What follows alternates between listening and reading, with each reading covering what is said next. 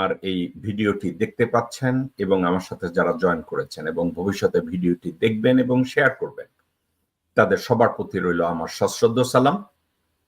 আসসালামু আলাইকুম ওয়া রাহমাতুল্লাহি ওয়া বারাকাতুহু। এবং অন্য ধর্মাবলম্বী ভাই ও বোনেরা, আপনাদের প্রতিও রইল আমার দেশপ্রেমের শুভেচ্ছা, আন্তরিকতা ও ভালোবাসা। দর্শকবৃন্দ, আজকের টানা তৃতীয় দিন আমি সেনা অফিসারদের যাদের বিরুদ্ধে গ্রেফতারি পরোয়ানা জারি হয়েছে, আমি এই বিষয়টা নিয়ে আলাপ আলোচনা করছি। আমি আলাপ আলোচনা এই জন্য করছি, এই সাবজেক্টটাকে পিছনে ফেলা আর মতো অবহেলা বা এই সাবজেক্টটাকে পাশ কাটানো ব্যক্তি জীবনে বাংলাদেশের অস্তিত্বের স্বার্থে আমরা এটা অ্যাফোর্ড করি না। আরো একটা সাবজেক্ট আছে, গ্রেফতারি পরোয়ানা জারি হয়েছে মাত্র 28 জনের উপরে এবং সেনাবাহিনীর অ্যাডজুটেন্ট জেনারেল হাকিমুজ্জামান উনি বেশ কিছু কথাবার্তা বলেছেন এবং বেশ কিছু কথাবার্তা নিয়ে আমি আলাপ আলোচনা করব। এই আলাপ আলোচনাগুলোকে আমার মনে হয়েছে যে অনেকে মনে করে যে army is on their back paddle. আমি এটা মনে করি না। আমি এজন্য মনে করি না, আর্মির যাদের বিরুদ্ধে গ্রেফতারি পরোয়ানা জারি হয়েছে তাদের সাথে অনেক অ্যাকমপ্লিস রয়েছে। দর্শকবৃন্দ, আমি ইংরেজি শব্দটা হলো অ্যাকমপ্লিস, আর অ্যাকমপ্লিস শব্দের বাংলা অর্থ হলো অপরাধের সহযোগী।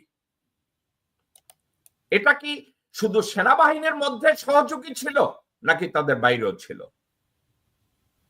গুম এবং খুন এসব মামলায় সেনাবাহিনীর পাশাপাশি পুলিশ সদস্যদের পাশাপাশি বিজিবি সদস্যদের পাশাপাশি রাজনৈতিক দলের নেতা কর্মীরাও জড়িত ছিল। তাইলে গুম এবং খুনের মামলায় মাত্র হাসিনা শেখ এবং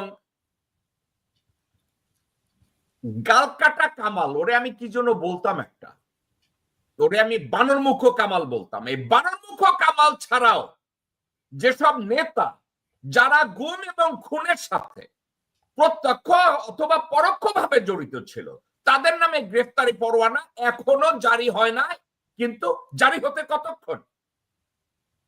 এবং যারা মনে করছেন সেনাবাহিনী অন দেয়ার ব্যাক প্যাডেল, আমি তাদেরকে বলবো না, তারা ব্যাক প্যাডেলে না।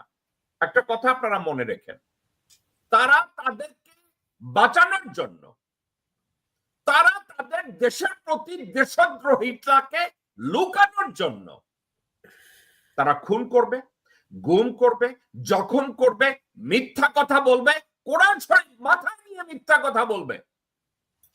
কারণ 54 বছরের ইতিহাসে এই প্রথম ইউনিফর্ম পুলিশ অফিসাররা তাদেরকে ডিফেন্ড করতে হচ্ছে যে আমরা দেশপ্রেমিক। গত 54 বছরের ইতিহাসে সেনাবাহিনীকে প্রথম দাঁড় করানোর জন্য গ্রেফতারি পরোয়ানা জারি হয়েছে। এই গ্রেফতারি পরোয়ানা যদি মুজিব সরকারের আমলে হতো, এই গ্রেফতারি পরোয়ানা যদি খন্দকার মোস্তাক আহমেদের সময় হতো, এই গ্রেফতারি পরোয়ানা যদি জিয়াউর রহমানের সময় হতো, বাংলাদেশের তথাকথিত সেনাবাহিনী মোটেও সাহস পেত না হাসিনা আমলে তারা যা করেছে। তাইলে সেনাবাহিনীর অ্যাকমপ্লিস কারা? অফকোর্স আওয়ামী লীগের নেতৃবৃন্দ, অফকোর্স বিএনপির মোস্ট সিনিয়র কিছু নেতৃবৃন্দ। আজকের আমি এই বিষয়টার দিকে আলোকপাত এজন্য করব, এই বিষয়টাকে পিছনে ফেলা যাবে না। This is the milestone we wanted to reach for the last 17 years.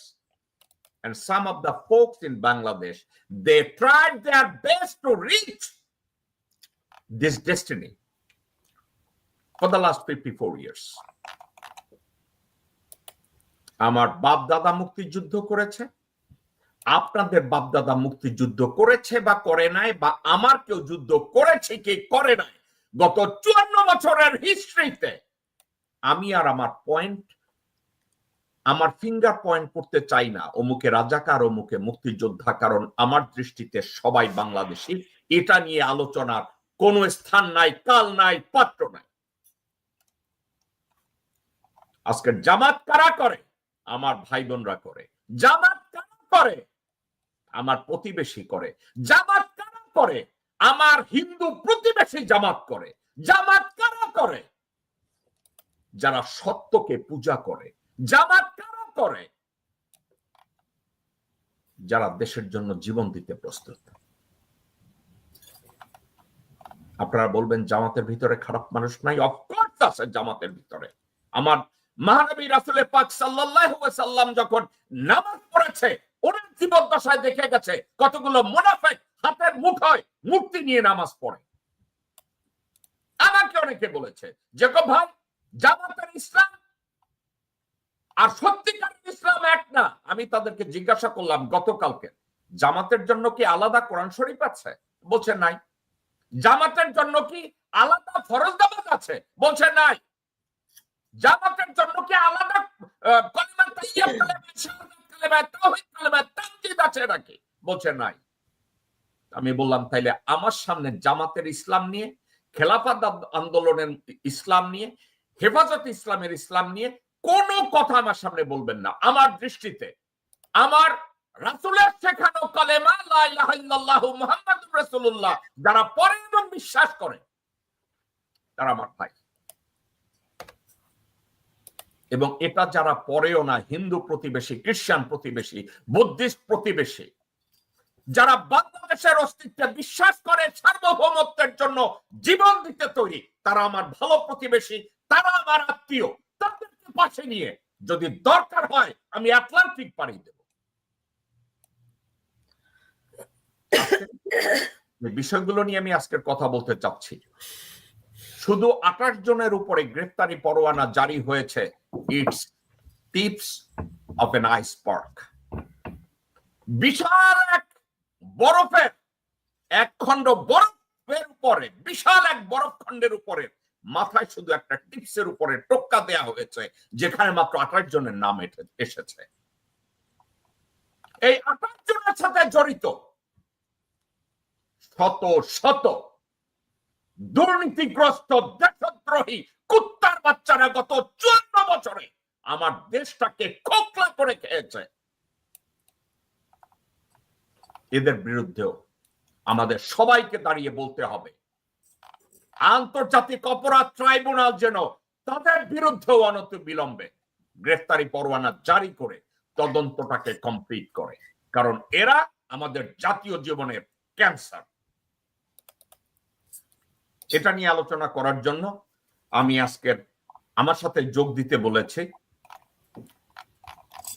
বিখ্যাত চিকিৎসক, বাংলাভাষী বিখ্যাত একজন চিকিৎসক, উনি আমেরিকা আছে বহুদিন, ডক্টর মুজিবুর রহমান মজুমদার।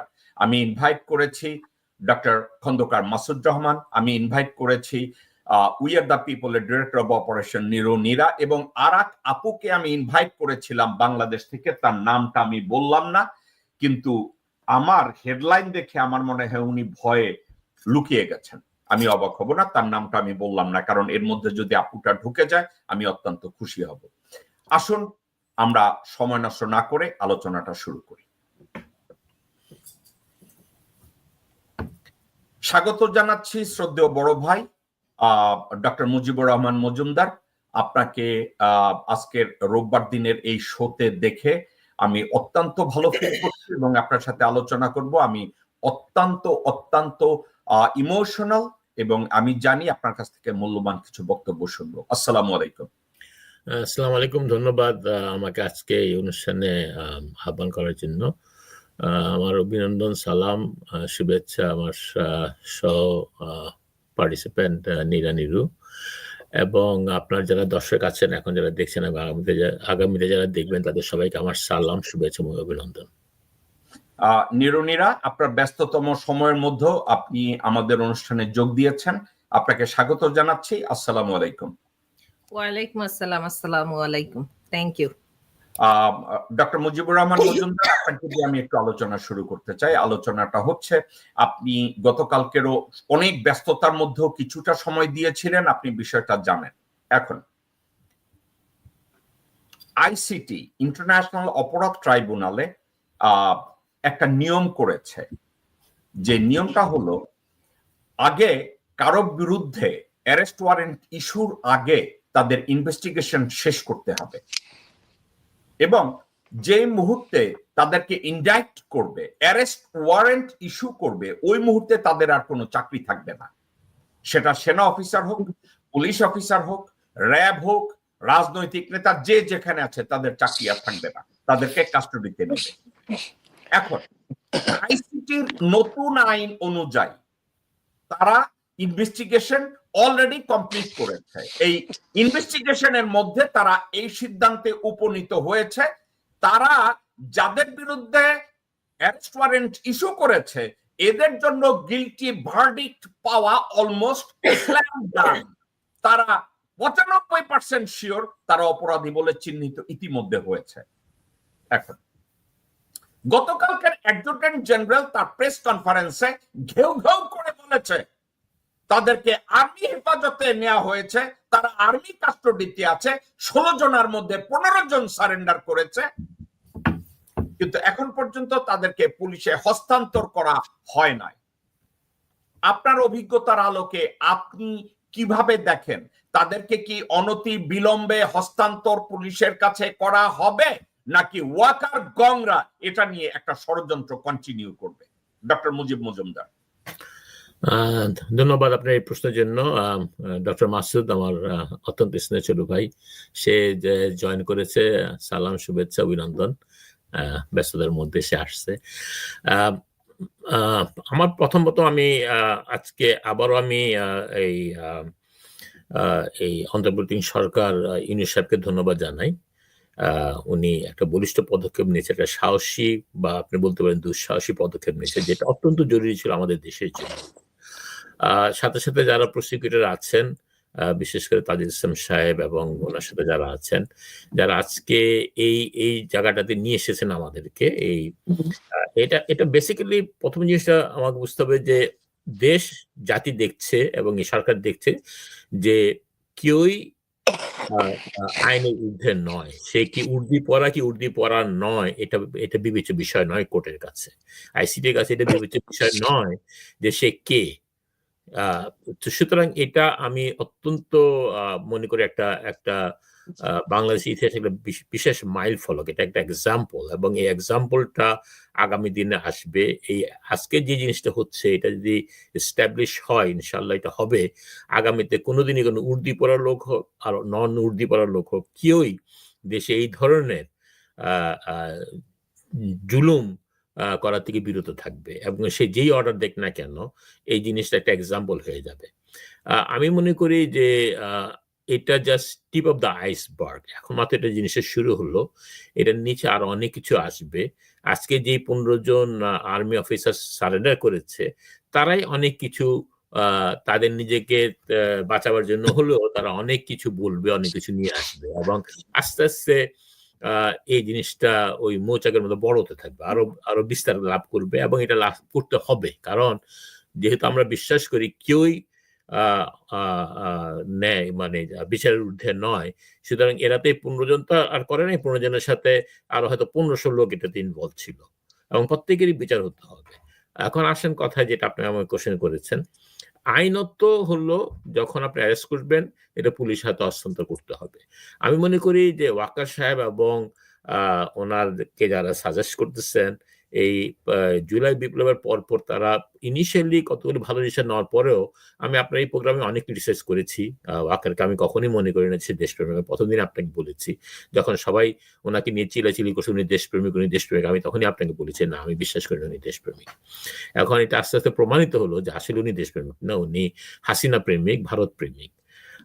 এখন এইটাতে উনি যদি আবারও এদেরকে রক্ষা করার জন্য কনস্পিরেসি করেন বা কোনো ধরনের রং মুভ নেন, দেশ জাতি কিন্তু ওত পেতে বসে আছে। দেশ জাতি কিন্তু, এবং আর্মির ভিতরেও জুনিয়র অফিসার থেকে শুরু করে ইভেন সিনিয়র অনেক অফিসার যারা সত্যিকার অর্থে বাংলাদেশকে ভালোবাসে, সবাই তার ভারতকে ভালোবাসে না, সবাই তার হাসিনা বা আওয়ামী লীগের লোক না, যারা সত্যিকার অর্থে বাংলাদেশকে ভালোবাসে, যারা সত্যিকার 100% পেট্রিয়ট, এবং যারা জুনিয়র অফিসার এবং সৈনিক যারা আছে, যারা সত্যিকার অর্থে দেশকে ভালোবাসে এবং যারা জীবন দেওয়ার জন্য, দেশকে রক্ষা করার জন্য আর্মিতে জয়েন করেছে, আমি বিশ্বাস করি অত্যন্ত স্ট্রংলি আপনার এই জুলাই আন্দোলনের পরে, বিপ্লবের পরে, নৈতিকভাবে মোরালি এরা বাংলাদেশের সৈনিক সেনাবাহিনীর মধ্যে মেজরিটি, আমি মনে করবো মোর দেন 95% হলো প্যাট্রিয়ট, এবং তারা কোনোভাবেই এই জিনিসটাকে অ্যাকসেপ্ট করবে না। যতই ওয়াকার এবং তার গ্যাং ভারতের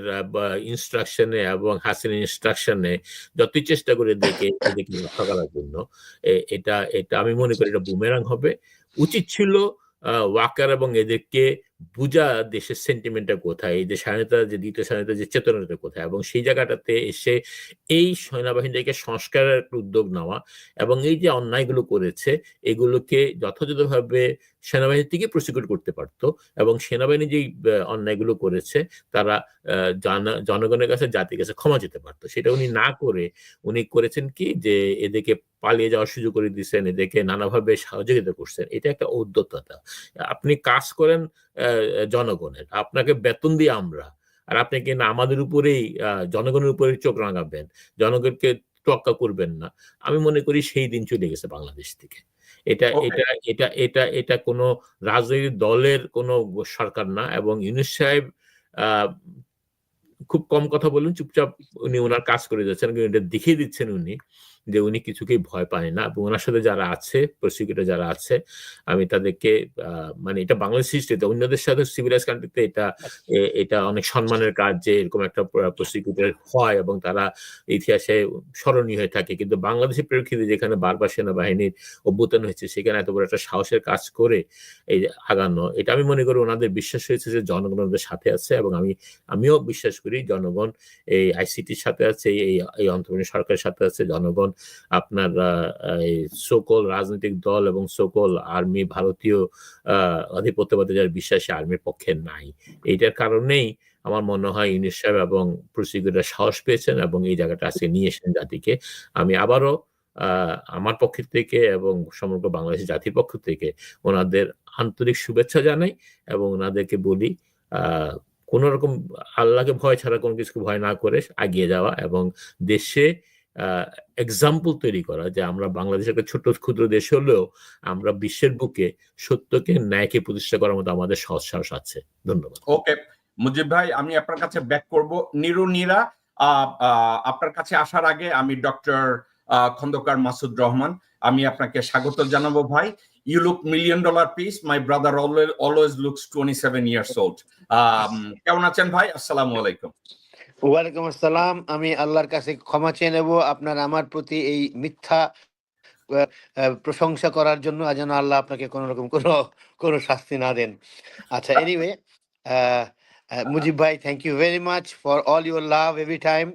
অ্যান্ড আপনার যত দর্শক, লক্ষ লক্ষ দর্শক, সবাইকে শুভেচ্ছা এবং সালাম জানাচ্ছি দিয়ে শুরু করছি। ওকে মাসুদ ভাই, আমি আপনার কাছে আসবো, কারণ আপনার কাছ থেকে আমি জিসটা আজকে চাচ্ছি। আমি আপনার কাছে আসছি। নীরা, এই আমাদের আইসিটির প্রসিকিউটর তাজুল ইসলাম সাহেবের সাথে ব্যক্তিগতভাবে আপনার সাথে পরিচয় হয়েছে, দেখা হয়েছে নিউ ইয়র্কে, মুজিব ভাইয়ের সাথেও হয়েছে, মাসুদ ভাইয়ের সাথেও হয়েছে। আচ্ছা, উনাকে সেনাপ্রধান মির্জাফর ডেকে থ্রেট করেছে যে কোনো গ্রেপ্তারি পরোয়ানা হবে না, তাদেরকে ওখানে হ্যান্ড ওভার করা হবে না, ওনাকে এই ক্যান্টনমেন্টে তাদেরকে রাখতে হবে, সবকিছু সো এন্ড সো ফোর্থ।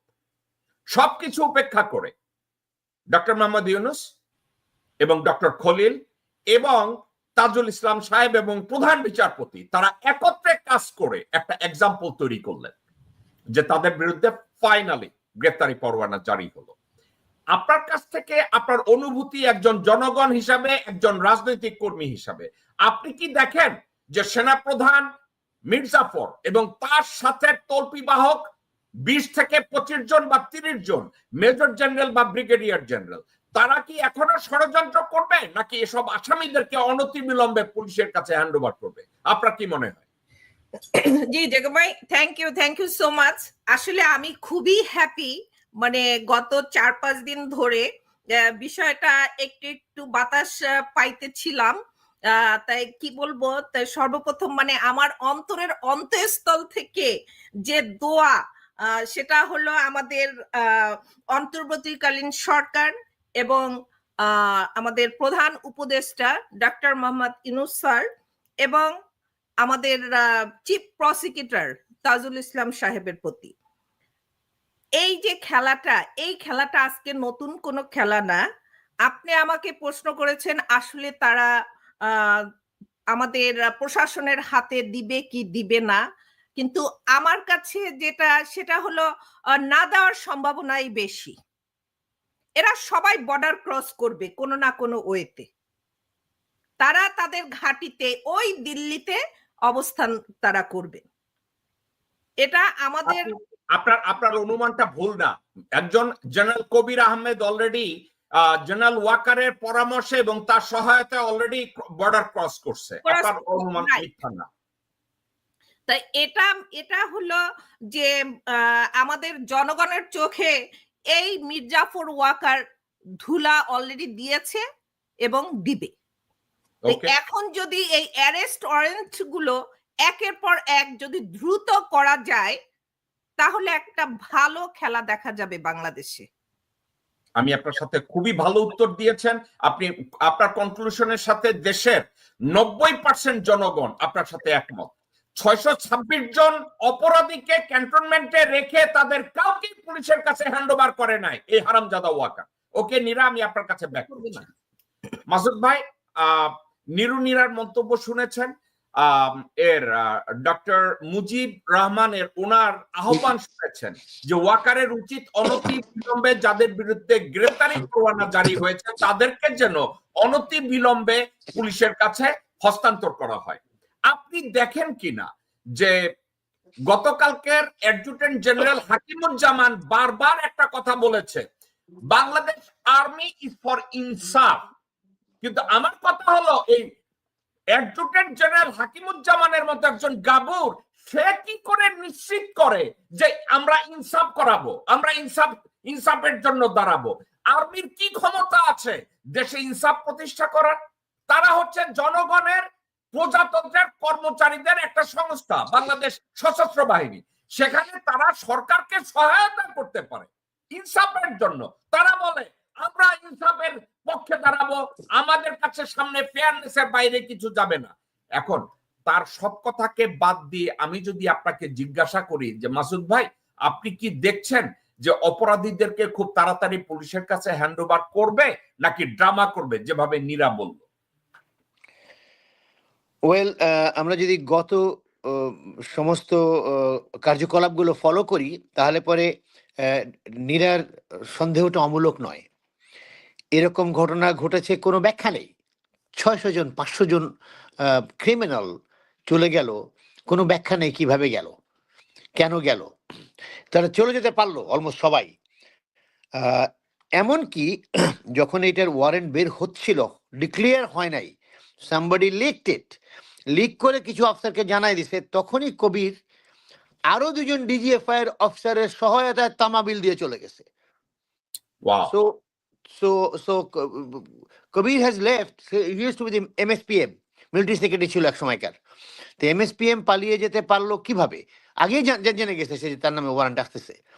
মূল ব্যাপারটা যেভাবে আমাদের দেখা দরকার এখন মনে হয় সেটা যে কখনোই কোনোদিন এরা ধরা ছোঁয়ার বাইরে ছিল সব সময়ের জন্য। এই উর্দিপরা অফিসাররা এবং সচিবালয়ের মহাসচিবরা যারা আর কি, তারা সবাই এই সময় ঊর্ধ্বে ছিল। তাদের বাচ্চারা সবসময় বিদেশে পড়াশোনা করেছে, তারা অত্যন্ত সৎ। তারা বাংলাদেশের যে কয়টা পয়সা পায় ওইটা দিয়ে চলে, কিন্তু বিদেশে তাদের বাচ্চারা মান্থলি $10,000 খরচ করে পড়াশোনা করে। সমস্ত সেক্রেটারির বেশিরভাগই দেখবেন যে বাচ্চা কাচ্চা বাইরে পড়তেছে। সো এরা কখনোই শাস্তির আওতায় আসে নাই, এদের এগেনস্টে কখনো কিছু করা যায় নাই। তো মানুষের একটা ধারণাই হয়ে যাচ্ছিল যে মনে হয় এদের এগেনস্টে কিছু করা যাবে না। সেটা পাল্টে গেল প্রথম যখন এটা বের হলো। প্রথম thanks to the international court of criminals tribunal, যেটা চেয়ারম্যান মুর্তজা সাহেব, তারপরে শফিউল আলম মাসুদ, 3 জনের তো মেম্বার, আর আরেকজন হচ্ছে মনে হয় Mohidul Enam Chowdhury. Thanks to all of you, you are courageous people, যথেষ্ট সাহসী আপনারা, আপনার ন্যায় বিচারের পক্ষেই গিয়েছেন। তো এনিওয়ে, এটা যখনই চলে আসলো, প্রথম একটা সমস্যা ছিল, আপনারা সবাই জানেন, আপনার অনুষ্ঠানে আপনি নিজেও বলেছেন মনে হয়, যে around 55 or around 54 officers, including Wakar, it was 55 or 56 officers, the generals আর কি, they all sat down. Idea ছিল যে এটাকে কিভাবে প্রতিহত করা যায়। 5 জন খুব লাফালাফি করতেছিল যে আপনি আমাদের বাঁচান, আপনি আমাদের বাবা মা এটসেট্রা। ওই 5 জন সমস্যার মধ্যে আছে। আর অনেকে ছিল এটা নিয়ে ইনডিফারেন্ট যে হলে পরে হবে। আর জুনিয়রদের মধ্যে যেটা হয়েছে 90%, আমি এটা অথেন্টিক শুনে তারপরে বলছি, যে 90% of most of the army people যারা আছে, পিপল বলতে আমি মিন করছি officers and the lower ranking people including sepoys, they all love it. যেটা দরকার ছিল আর্মির মোরালকে, আর্মির গায়ে যে দাগ লাগিয়ে দিয়েছিল এই কতগুলো অফিসাররা, তারা বিভিন্ন রকম অন্যায় করেছিল, মোরাল নষ্ট হয়েছিল তখন, এখন না। যখন তারা একটা মানুষকে নিয়ে আটকে রেখেছিল বছরের পর বছর, তখন মোরাল নষ্ট হয়েছিল। কোন এথিক্সে তারা ব্রিগেডিয়ার আজমিকে ধরে নিয়ে গেছিল? What ethics they had, what complain they had? 8টা বছর আটকে রেখে ছেড়ে দিল। এইগুলা মোরাল নষ্ট হয় না? এইগুলো তো নষ্ট করেছিল। ওই যে দাগ লেগে গেছে আর্মির গায়ে, যে আর্মি এইগুলো করছে, এইটার থেকে পুনরুদ্ধার হবার জন্য আমার মনে হয় এটা হওয়া খুব দরকার ছিল। যার জন্য আর্মির সবাই এখন এটা লাইক করে। দে অল ওয়ান্ট যে আর্মির কয়েকজন বিপদগামী অফিসার যে সমস্ত অন্যায় করেছে, এর ভার, এর দায় আর্মি নিবে না। এর দায় মুক্তির জন্য হলে পরেও এদের এগেনস্টে এই কেস হওয়া উচিত, হয়ে গেছে। এখন ধরা পড়বে কিনা, এখন তাদেরকে পুলিশের কাছে দেবে কিনা, that's a very can you please, that's a question, যে এটা আসলে হবে কিনা। ইটস ভেরি ভেরি ডিফিকাল্ট বলা এখনো, কারণ 2টা গ্রুপ হয়ে গেছে আর্মির মধ্যে। একটা ম্যাসিভ গ্রুপ আজকে ওয়াকারের সুর পাল্টাচ্ছে কেন, আজকে অনেক অফিসারের সুর পাল্টাচ্ছে কেন? বিকজ তারা বুঝতে পারছে যে ঢেউটা, the wave is against them. Entire wave wants যেটার বিচার হোক। যারা একটা প্রমোশনের জন্য মানুষকে মেরে ফেলেছে, যারা একটা কিছু টাকা স্যালারি কিছু বাড়বে তার জন্য মানুষকে মেরে ফেলেছে, দে হ্যাভ জাস্ট কিলড। এই যারা এদের কোথায় মোরাল, কোথায় এথিক্স, কোনটাই ছিল না। এর থেকে রক্ষা পাওয়ার জন্যই একটা বিরাট গ্রুপ কিন্তু এখন চাচ্ছে যে এদের বিচার হোক। অতএব আগে যেমন, I agree with Neera first of all, যে হ্যাঁ তাদেরকে বিশ্বাস করা যায় না, কিন্তু আগে যেমন সহজ মানে অচিরেই ছেড়ে দিতে পারছে, এখন ছেড়ে দিতে ডিফিকাল্ট হবে। কারণ এখন বহু লোকজন আর্মির ভিতরে, বহু লোকজন দে ওয়ান্ট যে এদের বিচার হোক, তারা চাচ্ছে এইটা। এই টানাপোড়েনে, এই টাগ অফ ওয়ারে মনে হয়, মানে আমি আশাবাদী লোক সবসময় বলছি, আমার মনে হয় যে বড় সাইডটাই জিতবে, and probably they will be handed over against the will of some officers. তাদের ইচ্ছার বিরুদ্ধে হলেও খুব সম্ভব এদের বিচারটা হবে। আর এটা তো ওই যে মুজিব ভাই যে একটা বললো না, যে tip of iceberg, that is very very much correct. যতদূর আমি জানি, যতদূর আমি শুনেছি, এটা আসলেই টিপ অফ আইসবার্গ, আসতেছে, আরো আসবে। আপনারা দেখতে পারবেন যে একটার পর একটা, বাই ডিসেম্বর মানতেও, আমার কাছে আমি যতদূর শুনেছি, মানতেও এটা by December you will see many more cases. এতে জবাব দিতে হবে কার? অল দি চিফস, যারা প্রত্যক্ষ বা পরোক্ষভাবে এটার জন্য দায় দায়িত্ব নিতে হবে। চিফ কিছু করে নাই হয়তো, but he knew it, why did he not stop it? এবং এর যারা রেলেভেন্ট যারা অফিসার আছে, যারা পার্সোনালি কিছু করে নাই কিন্তু তারা বলে নাই কেন, এটার জন্যও জবাব দিতে হবে। আপনি গতকালকের একটা, মাসুদ ভাই, গতকালকের একটা রিউমার ছিল যে সেনাপ্রধান ওয়াকার এবং তার স্ত্রীর বিরুদ্ধেও গ্রেফতারি পরোয়ানা জারি হয়েছে। আমার এই রিউমারটা দেওয়ার সাথে সাথে আওয়ামী লীগের অনলাইন অ্যাক্টিভিস্টরা বলছে এই বেঈমান ওয়াকার আমাদেরকে খাদাইছে, এখন তার বিরুদ্ধেও গ্রেফতারি পরোয়ানা জারি হইতেছে। এখন আমি এইমাত্র আপনি বলছেন আরো গ্রেফতারি পরোয়ানা জারি হবে, it's just a tips of an iceberg. আপনি কি বলতে চাচ্ছেন যে এই 15-16 জনকে কাস্টডিতে নেওয়ার সাথে সাথে সত্যিকারের ক্যান্সার যারা বাহিনী সিন তাদের বিরুদ্ধেও হবে? তাদের ভিতরে কি আপনি মনে করেন আমাদের 3 বাহিনীর প্রধান জড়ায় যাবে? আপনার কাছ থেকে জাস্ট অনুমান নির্ভর একটা কথা শুনতে চাচ্ছি। এখন যদি অনুমান নির্ভর বলেন, তাহলে বলবো যে তাদের, যদি দেখেন যে এটা তো সবাই জানতো যে এই আয়না ঘরগুলি আছে, এখানে অত্যাচার করা হচ্ছে। বিভিন্ন অফিসাররা অনেক সময় শেখ হাসিনার কাছে গিয়ে বলছেও যে ওনাকে ছেড়ে দেই, উনি না করছে। তার মানে it was a well known matter among the highest ranking officers of army and navy and air force. এরা জানতো, they knew that this is happening.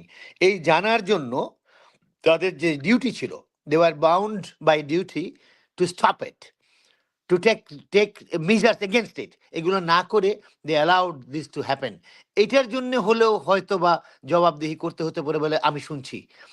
যারা আমি এটা বলতে লাইক করি না যে বিশেষ মহলের কাছ থেকে শুনছি, আমি আসলে নাম বলে দিতে চাই সবসময়, কিন্তু এখন আমাকে পার্সোনাল রিকোয়েস্ট করছে যে নামটা বলেন না, আমাদের নাম বলেন না, নাহলে পরে আমি স্টেট নাম বলা টাইপের মানুষ আর কি। আমি ওই তৃতীয় পক্ষ থেকে শুনেছি, বিশিষ্ট মহল থেকে শুনেছি, এগুলো বলতে চাই না। I want to tell the names straight way. But আমি একটু আগে দুজনের সাথে কথা বলেছি, তার মধ্যে গুম খুম কমিশনের সাথে কথা বলেছি, তার মধ্যে আর্মি জেনারেল সাথে কথা বলেছি। They don't want their names to come up now because it's a turmoil going on, it's a heavy turmoil. এটা একটা ভূমিকম্প, এটা সেক্স রেক্টরের নাচানাচি শুরু হয়ে গেছে আর্মির মধ্যে যে দিস ক্যান হ্যাপেন। এটা কখনো ভাবে নাই তারা, না দিস ক্যান হ্যাপেন। যার জন্য আপনি আপনার কোশ্চেনের যেটা মূল কোশ্চেনের যেটা আনসার সেটা হচ্ছে yes, many people will be liable. তাদের কতদূর কি হবে জানি না, বাট লায়াবল হবে তারা, যে কেন তারা এটাকে স্টপ করার কোন রকম কোনো পদক্ষেপ নেয় নাই। What was the reason? Okay doctor Masud, আমি আপনার কাছে ব্যাক করব। ডক্টর মুজিব, আপনার কাছে আমি ব্যাক করব একটা বিষয় নিয়ে। ডক্টর মাসুদ এবং নিরুনিরা একটা কথা বলেছে যে তারা পুরানো হিস্ট্রি যদি আমরা ঘাটি, ওয়াকার 626 জন অপরাধীকে, ক্রিমিনালকে উনি জামাই আদরে রেখে একজন একজন করে পালিয়ে যেতে উনি সহায়তা করেছেন। এই ওয়াকার নিজে গুম খুন সুপারভাইজ করেছে। উনি সেনাপ্রধান থাকাকালীন হেলিকপ্টারের থেকে জনগণের বুকে গুলি চালানো হয়েছে। এই ওয়াকার আমি দেখি না যে যাদের বিরুদ্ধে গ্রেফতারি পরোয়ানা জারি হয়েছে তাদেরকে ইজি ভাবে হ্যান্ড ওভার করবে, আমি এটা দেখি না। কিন্তু আপনি কি মনে করেন কিনা ডক্টর মোহাম্মদ ইউনূস এবং তাজুল ইসলাম সাহেব এবং ডক্টর খলিল তারা এবং জনগণের পুরো সাপোর্ট নিয়ে আর্মিকে পুশ করতে পারবে তাদেরকে হ্যান্ড ওভার করার জন্য? আপনি এটা দেখেন কিনা? আমি বিশ্বাস করি যে সে হ্যান্ড ওভার করবে, কারণ সে he is in a very difficult situation. সে অলরেডি অনেকগুলো অপকর্ম করে ফেলেছে। এটা যদি সে করে তার মানে সে কোর্টকে ভায়োলেট করতেছে, কোর্টের অর্ডারকে ভায়োলেট করতেছে। এবং এই কোর্টের অর্ডার কিন্তু আপনি জানেন হতো যে আইসিটি ল গুলো অ্যাবভ দ্য কনস্টিটিউশন। এখানে আপনি লয়ার এগেনস্টে কোনো অ্যাপিল করতে পারবেন না, এই লয়ার এগেনস্টে কোনো সুপ্রিম কোর্টে বা কোনো কোর্টে যেতে পারবেন না। This is a different kind of law, এই আইসিটি লটা। তো এটাকে যদি আপনি ভায়োলেট করেন, ওর যত অপকর্ম আছে তার চেয়ে বড় একটা অপকর্ম সে নিজে তৈরি করে ফেলবে আইসিটির কাছে, যে হি ভায়োলেটেড দিস ল, যেটা কনস্টিটিউশনের ইয়ে করে আপনি সুপ্রিম কোর্টে যে কিছু করতে পারবেন না। সো সে যদি বুদ্ধিমান হয়, এবং আমি বিশ্বাস করি তার কিছুটা হলো বুদ্ধিমত্তা আছে, সে কারো ইন্ধনে যদি করে নিজের ঘাড়ের উপর এটা নেয়, সে সারা জীবনের জন্য জেলে পুষবে অথবা ফাঁসি হয়ে যেতে পারে। ডক্টর মুজিব, আপনাকে আমি একটু, আপনি বেয়াদবি নিবেন না, আমি কথাটাকে এভাবে বলতে চাই।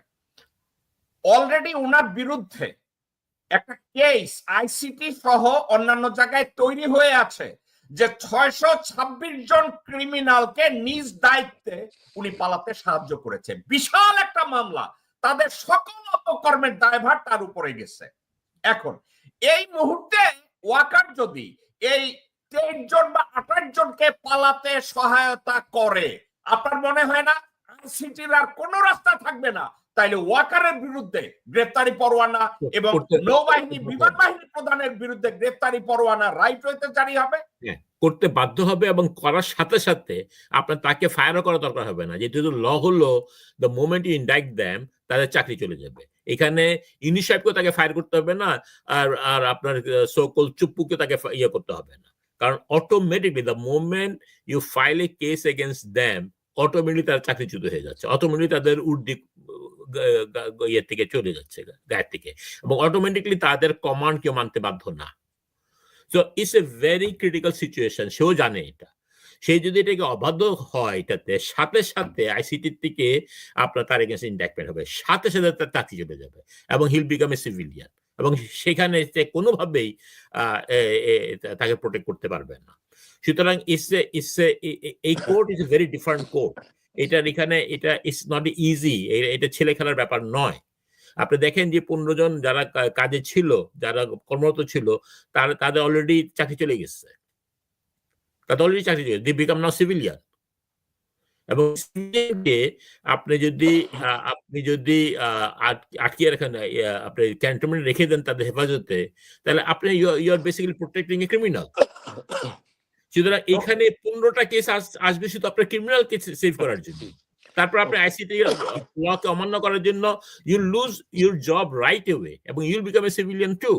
তো এই যে একটা ক্রিটিক্যাল সিচুয়েশন আছে, আমি বিশ্বাস করি কি, আপনি যে কথাটা বললেন যে সে করবে কিনা, আমার কাছে মনে হয় না যে সেটা করতে পারবে, কারণ then he will put himself in a very difficult situation. এবং এজ এ সে হাসিনার জন্য করে নাই, হ্যাঁ, হাসিনাকে বাঁচাবার জন্য সে বাঁচিয়ে দিচ্ছে ঠিকই, কিন্তু হাসিনার গদি রক্ষা করার জন্য সে তার জীবন দেয় নাই। আমি মনে করি না যে এই 15 জনের জন্য সে তার জীবনটা দিবে। সে ফাঁসির কাছে ঝুলবে 15 জন, এমন কোন 15 জন তার জন্য এতটা ইম্পর্টেন্ট না যে সেটা এই বোকামিটা করবে। এটা হলো 1 নম্বর। 2 নম্বর হলো আপনাকে একটু হিস্ট্রি যদি বলি, আমি এই কথাটা কেন বলতেছি একটু বুঝতে চেষ্টা করেন। দেখেন 15ই আগস্টে যখন হত্যাকাণ্ডটা হয়, জনগণ যেহেতু হত্যাকাণ্ডের পক্ষে ছিল, এই জন্য কোনো বিপ্লব হয়নি, কোনো ওই সেনাপ্রধানদের বা সেনাবাহিনীর এগেন্সে কোনো রকম হয়নি, উচ্চবাদ হয়নি। একইভাবে 7ই নভেম্বরে জনগণ রাস্তায় নেমে এসেছে এবং আর্মি শিবাজী বিদ্রোহকে অ্যাকসেপ্ট করে নিয়েছে। জিয়া রহমানকে যখন মারা হয় তখন কিন্তু আর্মি কুটে সাকসেসফুল হয় নাই, কারণ জনগণ রাস্তায় নেমে এসে পড়েছিল। কিন্তু 7 তারিখে যখন নিঃশ্বাস ছড়ায়, যেহেতু এটা বিএনপির ভিতর থেকে কিছু লোকের গাদ্দারির কারণে হচ্ছে এবং আওয়ামী লীগ যেহেতু পিছনে ষড়যন্ত্র ছিল, এই জন্য বিএনপি রাস্তায় নামে নেই, জনগণ রাস্তায় নামে নেই, এর সাথে সাকসেসফুলি ব্লাডলেস কু করে ফেলছে। কিন্তু প্রতিটা ক্ষেত্রে যদি আপনি দেখেন, জনগণ যখন থাকে সচেতন, জনগণ যাতে যেই পক্ষে থাকে সেই পক্ষের এগেনস্টে আর্মি কেন, আর্মিতে বড় দাদা আসলে কিছু করতে পারবে না। আজ জনগণ এটার পক্ষে, 95% জনগণ এটার পক্ষে আছে। সুতরাং যতদিন এই জনগণের পক্ষে থাকবে, এই আপনার কি নামে ওয়াকার যত বড় বড় কথাই বলুক, যত ট্যাঙ্কি নামাক রাস্তাতে, কিছু করতে পারবে না। আমি আপনার কাছে ব্যাক করছি। নিরুনিরা, আপনার কাছে একটা কথা জিজ্ঞাসা করি। আপনার মনে আছে গোরখোদক আব্বাস ইলিয়াস আলীর গুম নিয়ে সে কথা বলেছে? বাই দ্য ওয়ে, আপনাকে একটু মনে করায় দেয় নীরা, এখন যে মামলায় যেসব অফিসারদেরকে বিরুদ্ধে গ্রেফতারি পরোয়ানা জারি করেছে, এরা কিন্তু ব্যারিস্টার আরমান এবং ব্রিগেডিয়ার আজমির গুমের সাথে যারা জড়িত ছিল। এখন গোরখোদক আব্বাস ওপেন মিডিয়াতে বলেছে যে ইলিয়াস আলীর গুমের সাথে আওয়ামী লীগ বা সরকার জড়িত না, এর সাথে জড়িত বিএনপির কিছু নেতারা। এর অর্থ কি জানেন? মির্জা আব্বাস স্বয়ং ইলিয়াস আলীর গুমের সাথে জড়িত ছিল, কারণ ইলিয়াস আলী এবং হারিস চৌধুরী গোরখোদক আব্বাসের পরিবহন বাণিজ্যে, পরিবহন চাঁদাবাজিতে, টেন্ডারবাজিতে ভাগ বসাইতে চাইছে। শাহজাহান খান এবং মির্জা আব্বাস এরা সবাই একত্র হয়ে ইলিয়াস আলীর গুমের জন্য, খুনের জন্য হাসিনাকে কনভিন্স করেছে। জিয়াউল হাসান, জেনারেল জিয়া তাদেরকে একত্রে করেছে। এখন আপনার কাছে আমার প্রশ্ন, এই গুমের সাথে জড়িত থাকার জন্য 16 জন আর্মি আফসারের বিরুদ্ধে গ্রেফতারি পরোয়ানা জারি হয়েছে।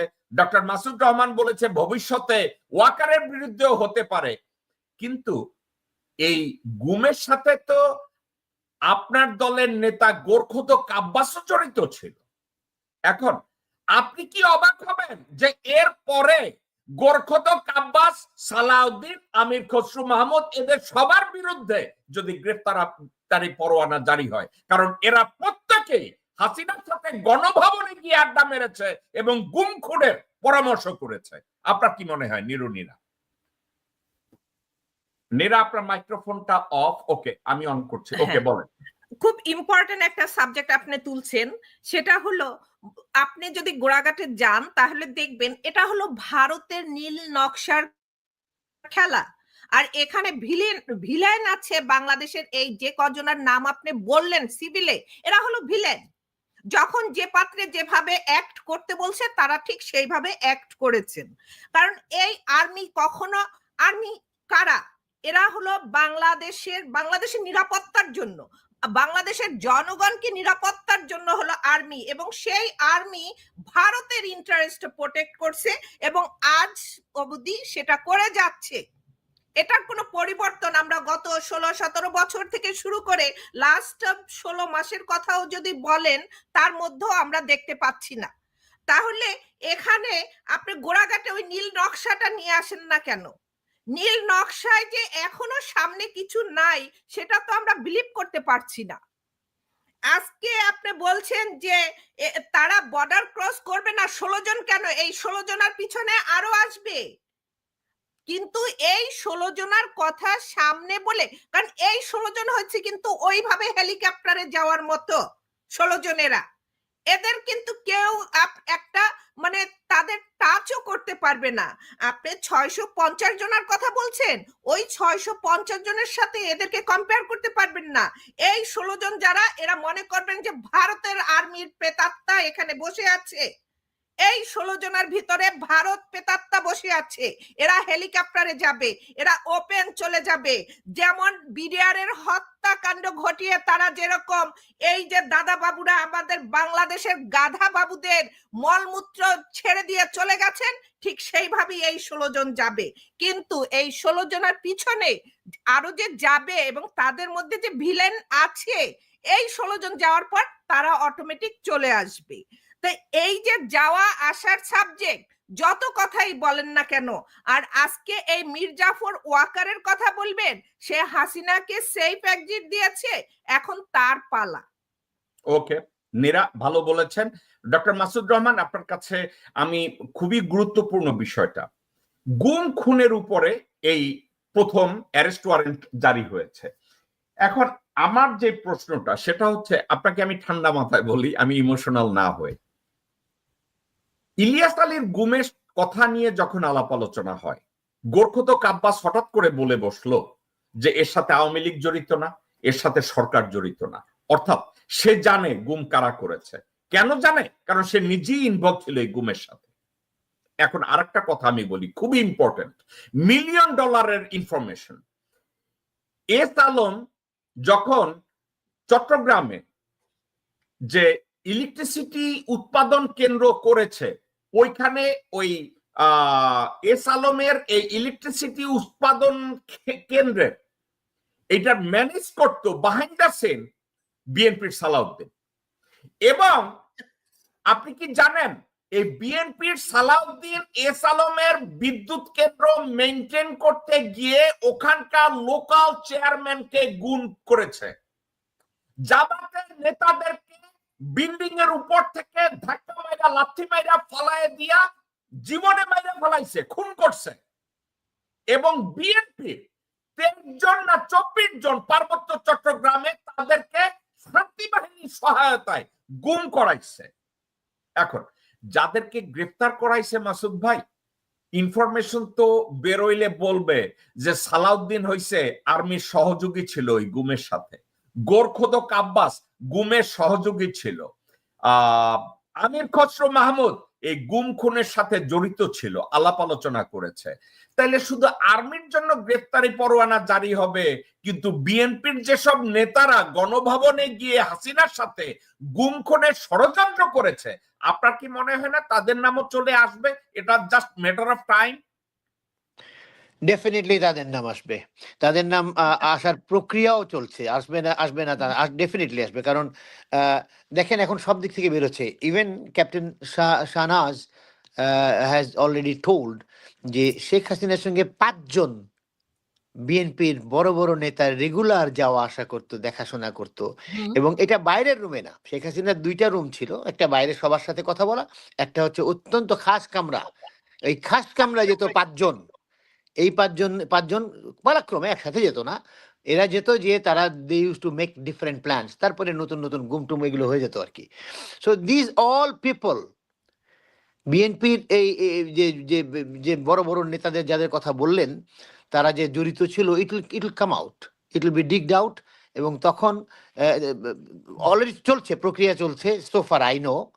এবং দে উইল বি ইনভলভড। আমি আপনার যদি অনুমতি করেন, আমি মুজিব ভাইয়ের একটা কথাকে একটু এনফোর্স করি। মুজিব ভাই যেটা বলেছেন আমি এনফোর্স করি, সেটা হচ্ছে যে মুজিব ভাই যে বললেন যে যেটা অ্যারেস্ট যাদেরকে করেছে, তারা তাদেরকে দিয়ে দিবে বলে উনি বিশ্বাস করেন। আমিও বিশ্বাস করি। কেন আমি বলি, নিরুনিরের সন্দেহ ঠিক আছে, কোনো সন্দেহ নেই, আমি ওটা নেগেট করছি না, বাট আমি যেটা বলতে চাচ্ছি, আগে যখন 520 জন বা 22 জনকে পার করে দেয় তখন কিন্তু জনমত যায়নি তার এগেনস্টে, বা কিভাবে যাবে এটা কেউ জানতো না, যাবে কিনা তাও জানতো না, এই বাধাগুলো ছিল না। আর্মি কোনো বাধা দিচ্ছে না, আর্মি কোনো তার সামনে কোনো অবস্থাকেল না, সে একেবারে স্বাচ্ছন্দ্যে পার করে দিছে। ওই স্বাচ্ছন্দ্যটা এখন সে এনজয় করতে পারছে না, হি ক্যানট। এখন তার সামনে দুইটা বড় বড় জিনিস, একটা হচ্ছে মুজিব ভাই যেটা বললো, কোর্টের আইন। আপনি যে যখনই কোর্ট বলবে অ্যারেস্ট করো, সে যদি তার বিরুদ্ধে কাজ করেছে, contempt of court, contempt of court immediately gets him out of his job, and so তার কমান্ড তখন কেউ মানবে না। So he is in a very very dire সিচুয়েশনটা খুব ভালো না। সে খামাখা এই পথে আসে নাই, আঙ্গুলটা একটু বাঁকা হয়েছে তো এই জন্য সে উঠতেছে এখন আর কি। তো ব্যাপারটা এখন ভিন্ন রকমের। ইট ইজ তারপরে তার দুইটা জিনিসকে ফেস করতে হচ্ছে, একটা কোর্টের আইন, একটা আর্মি। সলিড আর্মি যদি থাকতো তার সাথে, সলিড, তার কথাই চলবে সব, তাহলেও একটা পদক্ষেপ সে হয়তো নিতে পারতো। Army is not solid. কয়েকজন জেনারেল ছাড়া নোবডি ইজ উইথ হিম, এটা সেও জানে, এটা প্রফেসর ইউনুস জানে, এটা কোর্ট, এটা সবাই জানে। Everybody knows it, that people of almost all the members of Bangladesh আর্মির প্যাট্রিয়টিক সমস্ত লোকজন হচ্ছে দেশপ্রেমিক। এই দেশপ্রেমিকরা তারা এটার বিচার চায়। ওদেরকে বাদ দিয়ে এই বিচার না করতে দিয়ে যাওয়ার, এই বাধাগুলো তার সামনে এখন আছে। আগে যে বাধা পায় নাই 526 জন বা 626 জনের জন্য, এখন তা নয়। এখন পথটা খুব অমসৃণ, এই পথে মুভ করাটা তার জন্য খুব রিস্ক হয়ে যাবে। একটা জিনিস মনে রাখতে হবে, যে যখন ওয়ারেন্ট বের হয়, যেটা মুজিব ভাই একটু আগে ইঙ্গিত দিলেন, হি ক্লিয়ারলি সেড দ্যাট ম্যাজিস্ট্রেট কোর্টের ব্যাপারটা কি, আপনি ম্যাজিস্ট্রেট কোর্টে যাবেন, কোনো প্রমাণের কিছু দরকার না, একজনের নামে কেস করলেন, তাকে অ্যারেস্ট করা হবে, তখন তার উপরে বিভিন্ন রকমের ইনভেস্টিগেশন হবে, ইনভেস্টিগেশন চার্জশিট হলে তাকে রাখবে, চার্জশিট না হলে তাকে ছেড়ে দেবে। এটা হচ্ছে নর্মাল একটা case in magistrate court. That is not the case in international criminal court or tribunal. ওখানে আগে প্রমাণ সংগ্রহ করতে হবে। You must get everything in, সমস্ত ইনভেস্টিগেশন কমপ্লিট করে ইউ আর শিওর, তখন দিবেন। তারা তখন আমলে নিবে কিনা, এই কেস দেখার পরে আমলে নিচ্ছে কিনা, একটা কথা দেখছেন, বলছে উনি আমলে নিয়েছেন, তার মানে হি finds it fully judicially, it is okay to take this case enforceable. তার মানে আপনি ধরে নিতে পারেন যাদের নামে ওয়ারেন্ট হয়েছে, it's definite that they will be proven guilty, একদম একদম ডেফিনিট। ওই প্রমাণ নিয়েই তারপরে এই কেসটা করা হয়। That is a difference between A normal magistrate court and international criminal court or tribunal. এই ডিফারেন্সটা আছে আর কি। সো এই সমস্ত কারণে ইটস ভেরি ডিফিকাল্ট। ওইখান থেকে যখন চলে আসছে, এটা খুব, ওরা করবে না তা না, নিরুনিরার সাথে একমত, যা ওরা করার চেষ্টা করবে, বাট এখন আর চেষ্টা করে লাভ নেই। এখন ওই যে শেখ হাসিনার গদি বাঁচাতে পারে নাই নিজের জীবনের জন্য চিন্তা করে, সেই 15 জনের জন্য নিজেকে বিপদে ফেলবে বলে আমি মনে করতেছি না। ইয়েস, সে ডাবল গেম খেলে, যেমন আপনি, আই এম শিওর আপনি এটাতে আসতে যাচ্ছেন এবং আপনি আমার থেকে এই ব্যাপারে ভালো জানেন, সেটা যে সে বিএনপির কিছু অফিসারকে, আর্মির কিছু অফিসারকে বিএনপির সাথে যোগাযোগ করাচ্ছে, এবং সে আর্মি অফিসার নিজে যোগাযোগ করতেছে, তা না, he is directed by Waker, যার কথা আপনি বলবেন বলে আমি মনে করছি। He is directed by Waker, যে তুমি যে যোগাযোগ করো, এবং ওয়াকার বলতে আমি জানি না, I don't know. That's how এই ডাবল গেমটা সে খেলে আর কি। মাসুদ ভাই, আপনি ওই স্পটটা এসেছেন, আমি একটু টাচ করি এটার উপরে, আপনি যদি একটু কিছু বলেন। ওয়াকার বিএনপির এই মুহূর্তে ভারতপন্থী যারা আছে তাদেরকে কোলে নিয়ে উনি ঘুমাচ্ছিলেন। ইন্ডিয়ান হাই কমিশন এবং বঙ্গভবন, এদের রঙ্গলীলা, রঙ্গমঞ্চটা হচ্ছে বাংলাদেশে এখন বঙ্গভবন অথবা ইন্ডিয়ান হাই কমিশন। খুব টপ সিক্রেট হইলে ইন্ডিয়ান হাই কমিশনে যায়, কারণ ওটা ডিপ্লোম্যাটিক জোন, ওখান থেকে তথ্য বাইরে যাবে না, এটাই তাদের ধারণা। এখন ওয়াকার কি করেছে? ওয়াকার দেখেছে আমির খসরু মাহমুদ এবং গোরখদক আব্বাসের পজিশনটা একটু ঢিলা ঢালা, তারা ওপেন হয়ে গেছে, এক্সপোজড। তখন আমেরিকা থেকে মির্জা ফখরুল দেশে যাওয়ার সাথে সাথে তাকে 1-on-1 মিটিং এ ডেকেছে। এখন মজার কথা, এই মিটিং এর প্লেসটা কিন্তু কেউ ডিসক্লোজ করে নাই। আর্মি হেডকোয়ার্টারে মিটিং হয়েছে, না ইন্ডিয়ান হাই কমিশনে মিটিং হয়েছে, নাকি বঙ্গভবনে মিটিং হয়েছে? আপনাদেরকে আমি জানাই, মিটিংটা হয়েছে বঙ্গভবনে। এখন ওখানে আলোচনার পরে তারেক রহমানকে কনভিন্স করার জন্য, by the way Tarique Rahman কিন্তু হি ইজ ইন এ লালা ল্যান্ড, কোন দিকে যাবে, শ্যাম রাখি না কুল রাখি, তারেক রহমানকে কনভিন্স করার জন্য এসইউর কমান্ড্যান্ট শামসকে পাঠাইছে লন্ডনে। লন্ডনে গিয়ে তারেক রহমানকে বলছে আপনি দেশে আসেন, আপনার জন্য আমরা হামবিজ দেব, আপনার সিকিউরিটি আমরা দেখব, বেগম জিয়ার জন্য আমরা এইটা দেব ওইটা দেব, আপনারা দেশে আসেন। কেন জানেন? এই মুহূর্তে ভারতপন্থীরা সরাসরি ওয়াকারকে সাপোর্ট করতেছে, কিন্তু বিএনপির মেইন নেতৃবৃন্দ যারা ভারত বিরোধী, যারা বাংলাদেশের পক্ষে, তারা কিন্তু ওয়াকারকে আর খালেদ আর্মি ব্রাসকে, যারা ভারতপন্থী, তাদেরকে সাপোর্ট করবে না। ওয়াকার ক্যালকুলেট করেছে যদি বেগম জিয়া এবং তারেক রহমান তাকে সরাসরি সাপোর্ট দেয়, then he has little bit of cushion to have একটু নরমালসি, তারা একটু ভালো ফিল করবে। কিন্তু এই সার্জারি করতে গিয়া, এই অপারেশন করতে গিয়া শামস সফল হয় না, বিফল মনোরথে ব্যাক করছে। সিচুয়েশনটা এই, আপনি যে কথাটা ইঙ্গিত করছেন। এখন ওয়াকার যে ষড়যন্ত্রগুলো করছে, এটা কি শুধু তার চেয়ারটাকে রক্ষা করার জন্য, নাকি বিডিআর পিলখানা ম্যাসাকার উঠে আসলে ওয়াকার নিজেই ইনডাইরেক্ট হবে, তার চাকরি যাবে, সারা জীবন সে পচবে, ফাঁসির পদ্ধতিতে সে ঝুলবে, এটাকে বাঁচানোর জন্য কোনটা আপনার মনে হয়? তার আপনি যে পরবর্তী যে কারণগুলো বলেন ওগুলো অত্যন্ত ভয়ঙ্কর কারণ, কিন্তু হি উইল বি ইনভলভড। তাকে যখন যদি নিয়ে আসা হয় তাহলে পরে দেখা যাবে যে lots of cases are going against him, starting from BDR. ওখানে সে টুয়াইসি ছিল, he had duties to do, he did not. সে বরং তৎকালীন 46 ব্রিগেড কমান্ডারকে হি অপোজ, যে ওখানে যাওয়া যাবে না। এটা সাক্ষী আছে। মুশকিল হলো যে এটা সাক্ষী আছে এবং সেটা টেলিভিশনে ক্যামেরার সামনে বলাও হয়ে গেছে। Whole nation has seen that. So those things will come, ওইগুলো আসবে। সো তার আমার মনে হয় যেটা একটা মানুষ এবং এবং মোটামুটিভাবে স্বার্থপর মানুষ হিসাবে ওয়াকার সাহেব ওনার নিজের মানে সমস্যাগুলো দেখছেন, যে এই সমস্ত কিছু করা হচ্ছে এখন তার নিজেকে বাঁচানোর জন্য। He is trying to save himself, that I should not be involve, আমাকে যেন এর মধ্যে না ইনভলভ করতে পারে। ওই চেষ্টা করার জন্য আশপাশের ওদের প্রতি ওনার বিরাট ভালোবাসা আছে তা না, কিন্তু ওদেরকে সেভ করলে তার পর্যন্ত হুকটা আসবে না। That's what he is trying বলে, দ্যাটস হোয়াট আই আন্ডারস্ট্যান্ড, সেটাই আমি মনে করি। এবং it's going to be very difficult, ওনার জন্য অত্যন্ত ডিফিকাল্ট। কারণ উনি আর্মির ওই সমর্থনটা পান নাই, উনি জনগণ তার বিরুদ্ধে, এই যে বললেন না মুজিব ভাই, জনগণ যদি থাকে কারোর সাথে, জনগণ তার বিরুদ্ধে। আর এটা পাকিস্তান আর্মি না, it is Bangladesh army. Pakistan আর্মির উপরে যা বললো একদম সলিডলি সবাই একটা কথা বলে হ্যাঁ ইয়েস। বলা হয় না, একটা যোগ করে বলা হয় যে পৃথিবীর বিভিন্ন country has an army and Pakistan army has a country. বুঝতে পারছেন? পাকিস্তান আর্মি যা খুশি তাই করতে পারে। ওই নওয়াজ শরীফ বলার পরেও আপনার ওর নাম কি বলে, পারভেজ মোশাররফ প্লেন থেকে কমান্ড করে এসে দখল করতে পারে। That's not the case in Bangladesh. এটা বাংলাদেশে এটা না।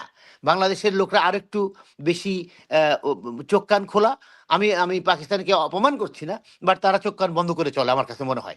এরা চোখ কান খোলে এবং দেশপ্রেমিক। So they are not going to listen to this. আপনি জানেন না, আমি তো কতবার, আপনি আপনার সোর্সে জানেন আমি কতজনের সাথে কথা বলেছি, starting from Howlader, warrant officer, sergeant up to lieutenant general. I have talked বিভিন্ন জায়গায়, বিভিন্ন সময়, বিভিন্ন ইয়েতে। এভরিবডি ওয়ান্টস যে এদের বিচার হোক। তারা মনে করে আমাদের উপর একটা গ্লানি চলে আসছে, এই কয়েকটা লোক গ্লানি নিয়ে আসছে, আমাদেরকে নষ্ট করে ফেলছে আমাদেরকে। দে ওয়ান্ট এই বিচার। এই যে গণ অসন্তোষ, মনে হয় না আপনি যে বললেন না যে বিএনপি খুব লাভ করতে পারে না, দ্যাটস ট্রু। কেন? বিএনপির কি লাভ? আর্মির পক্ষে ইয়ে করে এদেরকে ছেড়ে দিয়ে সমস্ত জনগণের চেতনার এগেইনস্টে কাজ করে বিএনপির কি লাভ? বিএনপি এইটা করতে যাবে বলে আমার মনে হয় না। আই ডোন্ট থিঙ্ক বিএনপির হাইয়েস্ট লিডারশিপ যারা, probably they are not going to accept it. I think you are assessing very correctly যে এটা খুব সাকসেসফুল হয় নাই। it's not very successful. ওকে মুজিব ভাই, আমি আপনার কাছে যাব। এই সাজেশনটা করা অত্যন্ত ডিফিকাল্ট, কিন্তু তারপরে আমি করব। আমি জানি প্রশ্নটা হয়তো আপনি পছন্দ নাও করতে পারেন। এই মুহূর্তে ওয়াকার নিজের পাছা বাঁচানোর জন্য কি করতে পারে? এই মুহূর্তে ওয়াকার কি করলে আপনার মনে হয় সার্বিকভাবে সে তার মান সম্মানটা নিয়ে বাঁচা থাকতে পারবে? কি করলে আপনার মনে হয়? আমার মনে হয়, আমি কোনো তথ্য পেয়েছি বলে বলি না, বাট আমি যতটুকু সমসাময়িক ঘটনা দেখি এবং তার কার্যক্রম, বডি ল্যাঙ্গুয়েজ, তার কথাবার্তা বুঝি, সেটা হলো যে সে চেষ্টা করছে এই কারেন্ট গভর্নমেন্টের সাথে একটা নেগোসিয়েশন করে তার একটা জায়গায় পাওয়ার জন্য। এবং আমার কাছে মনে হয় হি ফেল করার কারণেই সে যখন থেকে বোঝা শুরু করছে যে ইউনূস সরকারকে তার বাগে আনতে পারবে না, তখন থেকে বিএনপির সাথে যোগাযোগ করছে। প্রথমে ম্যাডামের কাছে গেছে, নিশ্চয় আপনার মনে আসছে। তারপরে নানাভাবে সে তারেক রহমানের কাছে যাচ্ছে এবং নানাভাবে সে বিএনপির হায়ার এশেলন যারা নেতা আছে তাদের সাথে যাচ্ছে। তার সে কিন্তু দেশের জন্য যাচ্ছে, সে নিজের জন্য যাচ্ছে। সে যেটা চেষ্টা করতেছে, আপনি যদি আরো আগে থেকে চিন্তা করেন, সে যখন রাজনৈতিক বক্তব্য দেয়, প্রথমে বক্তব্য দিল যে ডিসেম্বরের মধ্যে ইলেকশন করতে হবে। সেটা কেন করতেছে সেগুলো? কারণ হলো সে জানে যে যখন সে মনে করতেছে যে আগামী দিনে ক্ষমতায় বিএনপি আসবে এবং বিএনপি যদি আসে, সে অলরেডি তাদের সাথে কথাবার্তা বলে রাখছে যে তাকে অ্যাটলিস্ট সেভ করবে বিএনপি।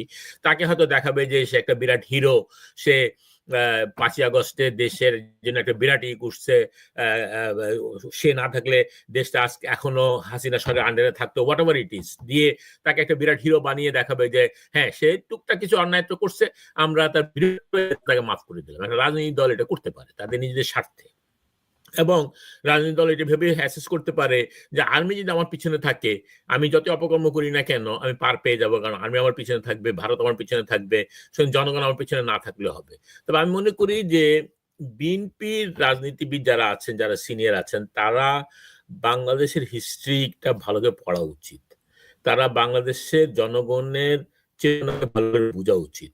তারা আমার কাছে কেন জানি মনে হয় তারা 5ই আগস্টের পরে, যেহেতু তারা এই লিডারশিপটা নেয় নাই এই আন্দোলনের, তারা জনগণ থেকে বিচ্ছিন্ন হয়ে গেছে এবং বিচ্ছিন্ন হয়ে যাওয়ার কারণেই তারা চেষ্টা করতেছে যে ভারত অনুগত থাকা এবং আর্মিকে তাদের হাতে রেখে যদি তারা পাওয়ারে কোনোভাবে আর্মির থ্রুতে যেভাবে হোক যদি তারা পাওয়ারে আসতে পারে, তারা এটাকে দীর্ঘকালীন সময়ের জন্য শাসনভার রাখার জন্য তারা এই দুইটা পক্ষকে স্পেসিফাই করে রাখার চেষ্টা করতেছে, যাতে করে মনে করতেছে যে যেভাবে হাসিনা 15 বছর চালিয়েছে জনগণের সাপোর্ট ছাড়া, তারা হয়তো এরকম 15 বছর বা তার চেয়ে বেশি চালাতে পারবে। এটা আমার মনে হয় তাদের এই কোয়েশনটা তাদের মাথায়। কিন্তু জনগণ, বাংলাদেশের জনগণ কিন্তু খুব খুব সচেতন। আমি বিশ্বাস করি না যে যেখানে হাসিনা পারেনি টিকে থাকতে, অন্য কোনো সরকার এসে ভারতের আধিপত্যবাদকে মেনে নিয়ে এবং উত্তরপাড়ার ব্লেসিংকে রেখে জনগণকে ছাড়া এই দেশকে শাসন করতে পারবে বলে আমার বিশ্বাস হয় না। আমার কাছে এখনো আমি বিশ্বাস করি যথেষ্ট সচেতন ব্যক্তি এসে পড়ছে। আপনি নিশ্চয়ই দেখেন যে এখন ওই যে আগেকার দিনে যে বয়ান ছিল সকল প্রগতিশীলদের, সকল সুশীলদের, তারা কিন্তু গার্বেজে চলে গেছে। এখন তাদের কথা কেউ বলেও না, তাদের কথা কেউ শুনেও না। 2-4টা পত্রিকায় যারা এখনো চেষ্টা করতেছে ভারতের আধিপত্যবাদ এবং তাদেরকে ইয়ে করার জন্য, তাদেরকেও মানুষ এখন থুতু দিচ্ছে। কিছুদিন পরে দেখবেন জায়গায় জায়গায় বাংলাদেশে, ঢাকাতে, নানা শহরে থুতু স্তম্ভ তৈরি হবে এবং এদের ছবি দিয়ে এদেরকে মানুষ থুতু দেওয়া শুরু করবে। তো জনগণ এইভাবে, মানে আপনি বিশ্বাস করেন, এই যে আমি কাল আজকে একজনের কাছে শুনতেছিলাম, মনে হয় হাসিনুর রহমান সাহেব বলছিলেন কর্নেল, যে আর্মির ভিতরে এবং নানা জায়গায় এরকম থুতুস্তম্ভ তৈরি করা। আমি কালকে চিন্তা করতেছিলাম যে আসলে একটা জায়গা থাকতে হবে যেখানে বীরের এক স্তম্ভ থাকবে একটা ওয়ালে, যারা স্যাক্রিফাইস করেছে, যারা বীর আমাদের, তাদেরকে আমরা ফুল দিব। আর তার ঠিক অপোজিট সাইডে একটা ওয়ালে থাকবে এইসব ক্রিমিনালদের, যেখানে মানুষ থুতু দিবে, জুতা মারতে পারবে। এবং এটা হতে হবে আমাদের দেশে, এটা প্রধান সড়ক হোক, যেখানেই হোক, এটা থাকতে হবে, যাতে জনগণ প্রতিদিন বুঝতে পারে, প্রতিদিন এই জিনিসটা বুঝে, এবং যারা আর্মিতে থাকবে বা যেখানে থাকে, সরকারের ব্যুরোক্রেট থাকে, যেখানে থাকে, তারা এই রাস্তায় যাবে আর দেখবে যে দেশের সাথে গাদ্দারি করলে, জনগণের উপরে জুলুম করলে, দেশের টাকা চুরি করলে তার পরিণতি কি হয়। এবং এটা সবসময় থাকতে হবে আমাদের দেশে। এবং যারা দেশের জন্য স্যাক্রিফাইস করে, তাদের কাছে প্রতিদিন যে ফুলের মালাটা যাবে, সে বুঝবে যে দেশের জন্য স্যাক্রিফাইস করলে, জনগণের স্যাক্রিফাইস করলে জনগণ কিভাবে তাদেরকে মনে রাখে, কিভাবে শ্রদ্ধা করে, আর দেশের বিরুদ্ধে কাজ করলে জনগণ কিভাবে থুতু দেয়, কিভাবে জুতা মারে। আর অন্য কিছু মারার কথা আমি বললাম না, অন্য কিছু মারার অধিকার জনগণের আছে, কিন্তু আমি আপনার প্রোগ্রামে আপনি জানেন আমি একটু বেশি বলি না, তো অন্য কিছু মানার কথা আমি বলতে চাই না। ওকে, ঠিক আছে মুজিব ভাই, আমি আলটিমেটলি আমাদের এটা করতে হবে এবং আমি আপনার কাছে ব্যাক করতেছি মুজিব ভাই, আমি আপনার কাছে ব্যাক করব। নীরা, এটা খুবই ডিফিকাল্ট আপনার জন্য, মাসুদ ভাইয়ের জন্য, মুজিব ভাইয়ের জন্য, এমনকি আমার জন্য, যে ওয়াকারকে এই মুহূর্তে কোন শতোপদেশ দিলে আপনার মনে হয় ওয়াকার তার নিজের জীবন বাঁচাতে পারে, মানিজ্যত বাঁচাতে পারে, সুষ্ঠু জীবন যাপন করতে পারে, এমন কি কোনো রাস্তা আপনার জ্ঞানের পরিধিতে কি আছে? আপনি কি শেয়ার করবেন? আমি বলবো তুই মর, তুই আত্মহত্যা কর, তুই ফাঁসির কাছে ঝোল, তাইলে বেঁচে ওপারে চলে যা। এছাড়া আর কোনো বাংলার মাটিতে পথ নাই। আচ্ছা নীরা, তাইলে এটা তো ওয়াকার করলো, কিন্তু আপনার দলের যেসব লোকজনরা ওয়াকারকে সহায়তা করছে, 5 জন যাইয়া গণভবনে হাসিনার সাথে কথা বলছে, চুমা দিছে আর মদ খাইছে, তাদের উদ্দেশ্যে আপনি কি বলবেন? জেকব ভাই, 75 আর 2024 এরা মিলিয়ে ফেলছিল। 75 আর 2024 কিন্তু এক জিনিস না। ওইটা হিসাব করে এত লটর বটর বাংলাদেশে গেছে। আর এই ওয়াকার দেখেন বিএনপি কে ক্যারট দেখিয়েছে। ওই ক্যারটের লোভে কিন্তু আজকে যে আলোচনা সমালোচনা আপনি করতেছেন বিএনপির, ওই ক্যারটের লোভেই কিন্তু হয়েছে। তাই এখন আমার যেটা কথা, যে ওই ক্যারট দেখে আমরা লাফালাফি করলে কাজ হবে না। কারণ 24-এর আন্দোলন এটা আপনি ফেলে দিতে পারবেন না। হয়তো বা সময় লাগছে বা আরো কিছু সময় লাগবে প্রকৃত মীর জাফরদেরকে বের করার জন্য। এই বাংলার মাটিতে কোনো মীর জাফরের অবস্থান থাকতে পারবে না। কারণ ভারতের নীল নকশা এটা বোঝার মতো যে মানে শিক্ষা, রাজনৈতিক শিক্ষা যেটা দরকার, সেটা বাংলাদেশের এখন পর্যন্ত হয়নি। এটা হওয়ার জন্য বা এটা করার জন্য যে দূরদর্শিতা দরকার, সেরকম একজন আমাদের সামনে আসতে হবে। আজকে আমরা প্রধান উপদেষ্টার উপরে যে ভরসা করেছিলাম, আমরা হয়তোবা সময় একটু বেশি লাগছে, আমরা মন খারাপ করেছি, আমাদের ভিতরে একটা ফ্রাস্ট্রেশন চলে আসছে বা আসতেছিল, সেটা একই কারণ। কারণ এই গার্বেজ ক্লিন করতে 1 দিন 2 দিনের কথা না, 1-2 দিনে এই গার্বেজ ক্লিন করা যাবে না। এই গার্বেজ ক্লিন করতে হলে আরো সময় দরকার হবে। 16-17 বছরের যে স্বৈরাচার দেশকে মানে সেই ব্ল্যাক হোলের মধ্যে দিয়ে গেছে, সেখান থেকে উঠে আসা এই 16-17 বছর তো 1-2জন স্বৈরাচার তৈরি হয়নি। আজকে সেনাবাহিনীকে ধরা হয়েছে, যে সেনাবাহিনী আমাদের দেশকে রক্ষা করবে, দেশ প্রতিরক্ষা বাহিনী সেনাবাহিনী, সেই সেনাবাহিনী যদি একটা দলকে সাপোর্ট করে যায়, সে আমার রাষ্ট্রকে সাপোর্ট করেনি, সে আমার রাষ্ট্রকে কোনো সহযোগিতা করেনি, সে একটা দলকে সহযোগিতা করেছে ভারতের ইন্টারেস্ট প্রোটেক্ট করার জন্য। এই কথা বাংলাদেশের জনগণের বুঝতে বাকি নেই। তো সেখান থেকে আমরা এখন উঠে আসার আলো আমরা দেখতে পাচ্ছি। এরকমের সেনাবাহিনী একজন কেন, 1000 জন থাকলেও আমি তার জন্য ফাঁসি চাবো। সে কাকে বা কার দ্বারা ইনফ্লুয়েন্স হয়েছে সেটা আমার দেখার বিষয় না, সে কাকে ক্যারট দেখাচ্ছে সেটা আমার দেখার বিষয় না, কেন সে দেখিয়েছে সেটা আমার বিষয়। এই জন্য আমি তার ফাঁসি চাবো। ওকে নীরা, আপনার কাছে ব্যাক করব। মাসুদ ভাই, ডক্টর মুজিব ভাইয়ের কথা আপনি শুনেছেন, নীরার কথা শুনেছেন। আমি বলবো না যে আপনি ওয়াকারকে এমন একটা সাজেশন দেন সেজন্য এখান থেকে বেরিয়ে আসে। ওয়াকারকে এমন একটা সাজেশন দেন যেখানে সে তার চেয়ার সেভ করতে পারে, মানিজ্যত নিয়ে এখান থেকে বেরিয়ে যেতে পারে। এমন কি কোনো রাস্তা আছে বলে আপনি মনে করেন? আপনার মাইক্রোফোন, মাসুদ ভাই আপনার মাইক্রোফোন প্লিজ। ওকে, করেছি। ডেফিনেটলি চেষ্টা করা যেতে পারে। সেটা হচ্ছে যে what ever he has done, উনি যাই করে থাকুন না কেন, এখন থেকে যদি ওনার নিজেকে সেফ করতে হয় এবং কোন রকম নিজেকে মান সম্মান নিয়ে ভালোভাবে যদি চলতে হয়, তাহলে পরে প্রবাবলি তার ফার্স্ট কাজ হচ্ছে জনতার পক্ষে চলে যাওয়া। জনগণ কি চাচ্ছে, what is the diagonal, what is the narrative, জনগণের ন্যারেটিভটা কি, তারা এই এগুলোর বিচার চায়। প্রথমত এই বিচারে সহায়তা করা সমস্ত ধরনের, এদেরকে হ্যান্ড ওভার করা, এবং আবার বলা ওই যে কথা বলছিল সমস্ত জনগণ খেপে গেছিল যে বিডিআর হত্যা করেছে বিডিআর সোলজাররা, দ্যাটস ইট, ফুল স্টপ, আর কোনো কথা নেই, নো, কাম ব্যাক।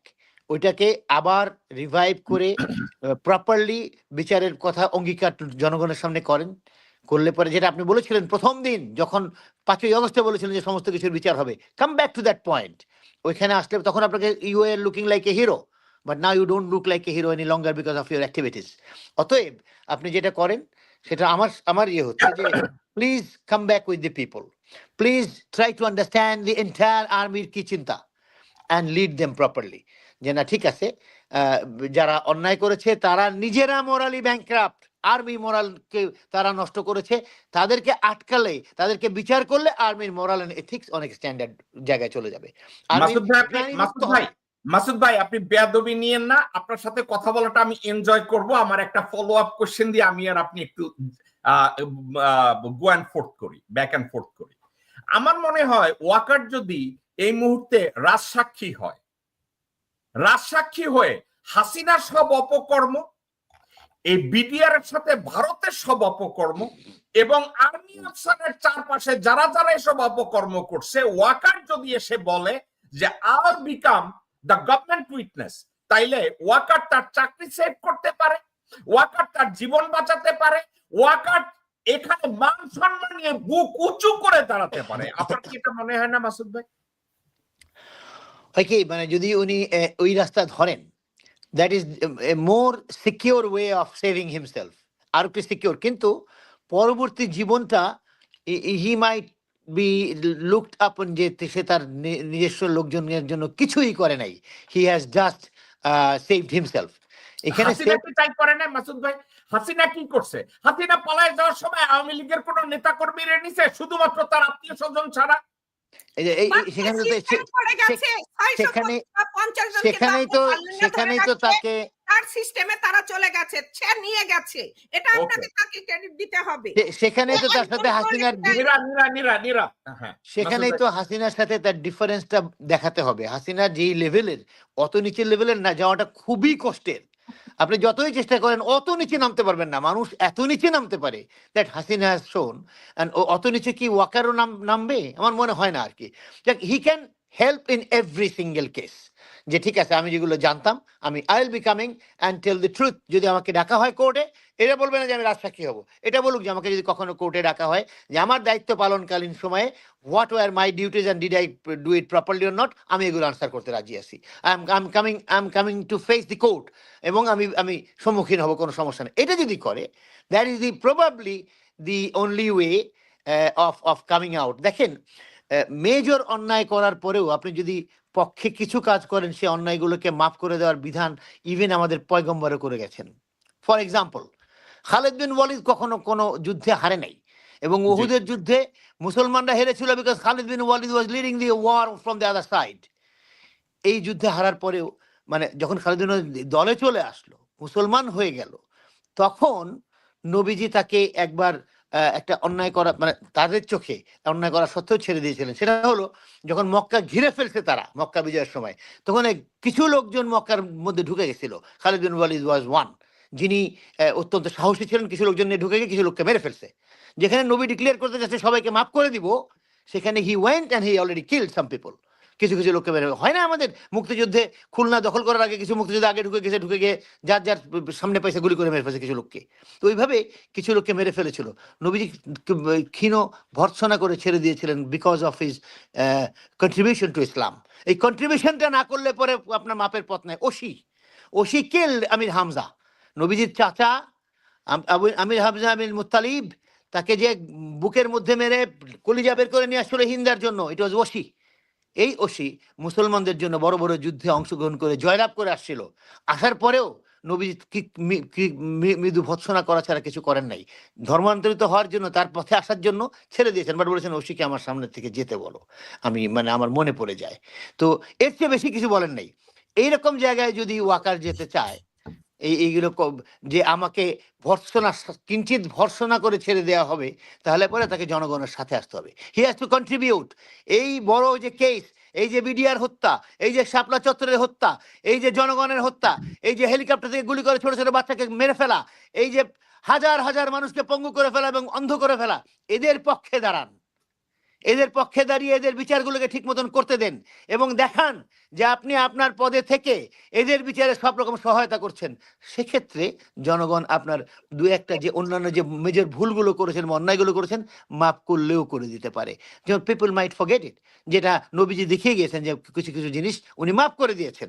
ওনার আপন চাচাকে মারার পরেও মাফ করে দিয়েছেন, বিকজ সেই লোকটা কন্ট্রিবিউট করে নিজের পক্ষে চলে এসছে এবং তাদের পক্ষে আসলে শুধু না, কন্ট্রিবিউট করেছে, যুদ্ধ করেছে, জেহাদ করেছে, নবীজির জন্য জীবন দেওয়ার জন্য রেডি হয়ে গেছে। আপনি ওইটা দেখান। ওয়াকার সাহেবকে বলবো যে ওইটা দেখান। আমার read between my lips, read my lips আর রিড বিটুইন দ্য লাইনস, লাইনের ভিতরে গুলো পড়েন। What you have to do you will understand. দিয়ে আপনার Okay. পথ আছে, এখনো পথ নাই আপনাকে যারা আমার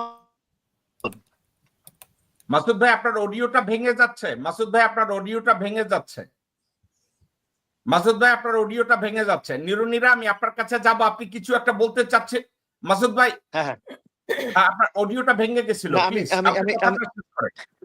আমি আমি ওইটা শেষ করি। সেটা হচ্ছে যে ওনাকে এখন আমার আমার আমার একজন ভাতৃসুলভ বা একই দেশের মানুষ হিসাবে, একজন সিটিজেন হিসাবে, দেশপ্রেমিক হিসাবে আমার যেই প্রপোজালটা থাকবে, বা যাতে করে উনি ওনার মান ইজ্জত নিয়ে থাকতে পারেন, সেটা হচ্ছে যে উনি এই সমস্ত বিচারগুলাকে let him help. He should come back and he should show যে ওনার অ্যাক্টিভ পার্টিসিপেশন এগুলো সব ঠিক মতন এগিয়ে যাচ্ছে। শুধুমাত্র তাজুল ইসলাম একা না, উনিও আছেন, এইগুলো দেখাতে হবে ওনাকে। উনি আর্মির যাদেরকে হি শুড অ্যারেস্ট, ওই যে আপনার আয়না ঘর ভেঙে দেওয়াটা, এগুলো বন্ধ করতে হবে। He has to stop all this things, he has to keep it clear. নিজেকে ক্লিন করতে হবে, পরিষ্কার করতে হবে। পরিষ্কার করার পরে তারপরেও যে আবর্জনাগুলো তার গায়ে থাকবে, লেগে থাকবে, সেগুলোকে হয়তো তার এই ভালো কাজ। মাসুদ ভাই আপনার মাইক্রোফোনটা একটু যদি ঠিক করেন। নিরুনিরা আমি আপনার কাছে, আপনি কিছু একটা বলতে চাচ্ছিলেন মাসুদ ভাই যখন কথা বলছিলেন, যে আপনি বলছিলেন যে হাসিনা নেতা হিসাবে মাসুদ ভাই বলেন প্লিজ। আমি যেটা বলতে চাচ্ছিলাম যে হাসিনা কাউকে নিয়ে যায় নাই, বা সেটা না যে হাসিনা পালিয়ে গেছে। এই 650 জনকে কে নিয়ে গেছে? এটা হাসিনার মানে পরামর্শে এরা গেছে। তা না হলে দেখেন ওয়াকার কেন এখন পর্যন্ত এই হাসিনার গান গেয়ে যাবে? আর যে বলেন যে সে ফেরেশতা হয়ে যাবে, কি করে ফেরেশতা হয়ে যাবে? সে তো এখানে আসলে রক্তমাখা হাত নিয়ে, বিচারের তো নাম্বার 1 আসামি সে। তো সে কি করে বিচারকে হেল্প করবে? সে কি করেই করবে? কারণ বেলা শেষে সে যখন বেডে যায়, বালিশের উপর যখন সে মাথাটা দেয়, তখন তো সে হলো নাম্বার 1 আসামি। ফাঁসির কাস্টে তাকে প্রথম ঝুলতে হবে। সে যদি এইটা দেখাইতে পারে তাহলে বলবো যে সে দেশ প্রেমিক, আদারওয়াইজ সে হলো একটা দল প্রেমিক, এবং সে দল প্রেমিক হয়ে সে ভারতের ইন্টারেস্টে প্রোটেক্ট করেছেন। আজকে যে ভারত আমাদের ঘাড়ে চড়ে বসেছে ডিউ টু ওয়াকার। ওকে নীরা, আমি আপনার কাছে ব্যাক করব। ডক্টর মুজিব, আমি এতক্ষণ আপনি ডক্টর মাসুদ, নিরু আমরা কথা বলেছি বিভিন্ন ইস্যুতে। আমাদের সময় শেষ। আজকের আমাদের পুরো আলোচনাটাকে আপনি যদি কনক্লুড করেন doctor Mujibur Rahman Majumdar. Thank you. আজকে প্রথমেই আবার বলি, আজকের মেইন আলোচনা যেটা আপনি মেইন ইয়েতে আনছেন যে ওয়াকারের রোল কি হবে, আমি মাসুদের সাথে 100% এগ্রি করি। তাকে প্রমাণ করতে হবে সে দেশপ্রেমিক, তাকে প্রমাণ করতে হবে সে ন্যায়ের পক্ষে, এবং এই প্রমাণটা তার জন্য তো ইজি হবে না। তাকে সত্যিকার অর্থে নানাবিধ যেসব কাজ করছে, আপনারা বিডের গণহত্যা থেকে শুরু করে হাসিনা যত রকম অপকর্ম আছে এগুলোর ব্যাপারে তাকে সে যা জানে, তার যেটা সে চাক্ষুষ দেখেছে প্রত্যেকটা জিনিসে তাকে সে রাষ্ট্রের পক্ষ হয়ে তাকে কাজ করতে হবে, তাকে উইটনেস হতে হবে। তাহলে যদি জনগণ তাকে ক্ষমা করে, এছাড়া তার কোনো ওয়ে নাই। তবে আমি মনে করি, এটা আমার রং হতে পারে, বাট সে যেভাবে গ্রুম হচ্ছে তার ব্রেইনের ভিতরে দেশপ্রেম আছে কিনা আই ডাউট। তার মধ্যে যদিও আমি দেখেছি হাসিনা প্রেম আর ভারত প্রেম ছাড়া কোনো জায়গায় ব্রেনের কোনো অংশে তার দেশপ্রেম আছে কিনা আমি ডাউট করি। তবে এটা প্রমাণের দায়িত্ব হলো তার। সে যদি প্রমাণ করতে পারে যে সে সত্যিকার অর্থে দেশপ্রেমী, সে সত্যিকার অর্থে আর্মির ঋত গৌরব ফিরিয়ে আনতে চায়, সত্যিকার অর্থে বাংলাদেশে শাসন প্রতিষ্ঠা করতে চায়, এবং এই যে জুলুম হয়েছে, যে খুন গুম যত কিছু হয়েছে, সেগুলোর ব্যাপারে সে একটা অ্যাক্টিভ পার্টিসিপেট হতে হবে, ফোর্স না। তাকে ফোর্স করে যদি করে তাহলে সে স্বার্থে তার ইচ্ছার বিরুদ্ধে। তাকে এখানে প্রোঅ্যাক্টিভলি আগে আসতে হবে, তাকে শোক করতে হবে জনগণের কাছে, সে বিশ্বাস স্থাপন করতে হবে যে সে সত্যিকার অর্থে হি মিন ইট, এবং সে ফিল করে যে এই অন্যায়গুলোর বিচার হইতে হবে, এবং সে অ্যাক্টিভলি রোল প্লে করবে। যদি সেই জায়গাটা সে না আসতে পারে, জনগণ যেভাবে বোন নীরা যেভাবে উত্তেজিত হয়ে বলছে যে তার ফাঁসি দিতে হবে, জনগণও কিন্তু ওই নীরার পক্ষেই থাকবে, যে তারাও দেখতে চায় যে ওয়াকারের ফাঁসি হচ্ছে। কিন্তু আমি মাসুদের সাথে এগ্রি করি ব্যাপারে, যে তার কাছে সুবর্ণ সুযোগ আছে, এই সুযোগের তাকে সেই সদ্ব্যবহারটা তাকে করতে হবে। সে করতে না পারে, সে তার উপরে দায় দায়িত্ব আসবে। এবং আমি আবারও বলবো শেষে যে এই অন্তর্বর্তী সরকারকে আমি ধন্যবাদ জানাই, তাজুল ইসলাম সাহেব এবং প্রসিকিউটর এবং বিচারক সবাইকে আমি এ ব্যাপারে অভিনন্দন জানাই, এবং আমি তাদেরকে এইটুকু বলতে চাই, জনগণ আপনার পক্ষে আছে, জনগণ দেখতে চায় যত রকম অপকর্ম হয়েছে, সে কোন দল করে, কোন নেতা কি, এটা বড় কথা না, কোন আর্মিতে আছে না কিসে আছে না ব্যুরোক্রেসি, তার বড় কথা। ন্যায় অন্যায় বিচার বাংলাদেশে এস্টাবলিশ করতে হবে, এবং প্রতিটা অন্যায় বিচার করতে হবে। সে একটা রিক্সাওয়ালাকেও যদি মেরে ফেলে, সেটা একটা অন্যায়, সেটারও বিচার আমি চাই। শুধু বড় লোকেরা মারলে, দেশে বড় কিছু করলে সেটা না, একটা রিক্সাওয়ালার জীবনও রাষ্ট্রীয় হিসাবে সে বাংলাদেশের নাগরিক, সে তাকে যে মারবে, যদি কেউ মেরে থাকে, আর্মির হোক পুলিশের হোক, বিচার হতে হবে, এবং সেই বিচারকে এস্টাবলিশ করার দায়িত্ব হলো রাষ্ট্রের। এই রাষ্ট্র একটা রাইট পথে এসেছে এত বছর পরে, আমি আশা করব এগিয়ে যাবে, এবং তার জন্য যতটা সময় প্রয়োজন এই সরকারের, আমাদের জনগণকে এই সরকারকে দিতে হবে। আমার কাছে ভয় হয় যে আগামী দিনে যে রাজনীতি দলই আসুক, সেটা আপনার বিএনপি আসুক বা জামাত আসুক বা অন্য কোনো আসুক, তারা কম্প্রোমাইজ হয়ে যাবে। তারা বিগত 53 বছর আমরা দেখেছি, তারা নানাভাবে বিদেশি চাপ হোক, দেশের রাজনৈতিক চাপ হোক, বা তাদের নিজের স্বার্থে তারা কম্প্রোমাইজ হয়েছে। আমরা চাবো না যে এই মুহূর্তে একটা চলমান প্রক্রিয়াতে, যেখানে একটা প্রসেস শুরু হচ্ছে, এটা কোনোভাবে বাধাগ্রস্ত হোক, এবং তার জন্য যতটা সময় প্রয়োজন, আমি মনে করি জনগণের পক্ষ থেকে আমি জানি জনগণ এই দায়িত্ব এই সরকারকে দিয়েছে, এবং they want to give more time. প্রয়োজনে যত সত্য তারা কাজটা করবেন, এবং এই কাজটা সম্পন্ন করবেন। কারণ আমার জনগণ বিশ্বাস করে না যে একটা রাজনৈতিক দল ইলেকশনের মাধ্যমে এসে এই জিনিসগুলো সুষ্ঠুভাবে করতে পারবে। তারা গত 1-1.5 বছরে তারা এটা প্রমাণ করতে পারেনি, কোনো রাজনৈতিক দল প্রমাণ করতে পারেনি যে তারা সিনসিয়ার এই ব্যাপারে, যেটা এই সরকার প্রমাণ করতেছেন এই মুহূর্তে, সেটাও তারা করতে পারেনি। এবং তারা ইনফ্যাক্ট তারা দাবিও জানায় নাই যে এইটা একটা প্রিরিকুইজিট বিফোর ইলেকশন। সুতরাং এখানে জনগণের অবিশ্বাস আছে। আমি মনে করি এই সরকারকে আমাদের প্রয়োজন হলে সময় দিতে হবে, এবং সেটাই আমি জনগণের কাছে আপনার এই অনুষ্ঠানের মাধ্যমে রিকোয়েস্ট করব। ধন্যবাদ। ওকে, ডক্টর মুজিবুর রহমান মজুমদার, অনেক মেহেরবানি, আপনি আজকে রোববার দিন আমাদেরকে সময় দিয়েছেন। এরপরে আমরা ডক্টর মাসুদের কাছ থেকে কনক্লুশন শুনবো। আজকের আলোচনাটা ছিল বেশ যুগান্তকারী একটা পদক্ষেপ আমাদের দেশে নেওয়া হয়েছে, তার উপরে আলোচনা। এটা আসলে যুগান্তকারী যে কখনোই যারা ধরা ছোঁয়ার নাগালের বাইরে ছিল, বিচারের বাইরে ছিল, তাদেরকে বিচারের সম্মুখীন হতে হচ্ছে। এ এক অভূতপূর্ব অনুভূতি সবার জন্য। এটা ধন্যবাদ পাওয়ার যোগ্য হচ্ছে প্রফেসর ইউনূস এবং তার সরকার, জনাব তাজুল ইসলাম, জনাব গোলাম মুর্তজা, শফিউল আলম মাসুদ, তারপরে মহিতুল ইনাম চৌধুরী সাহেব, এনারা সবাই, এবং সঙ্গে যারা রয়েছে, আরো অনেক নাম না জানা ব্যক্তি রয়েছে যারা এই প্রসেসটাকে এগিয়ে নিয়ে গিয়েছে। সবাইকে অনেক অনেক, সারা জাতি আজ অত্যন্ত আনন্দিত, উদ্বেলিত যে হয়তো এই দেশে ন্যায় বিচার প্রতিষ্ঠা হতে যাচ্ছে। আর্মির ভিতরে এক আনন্দ, সমস্ত আর্মি 90% অফ দেম যারা এতদিন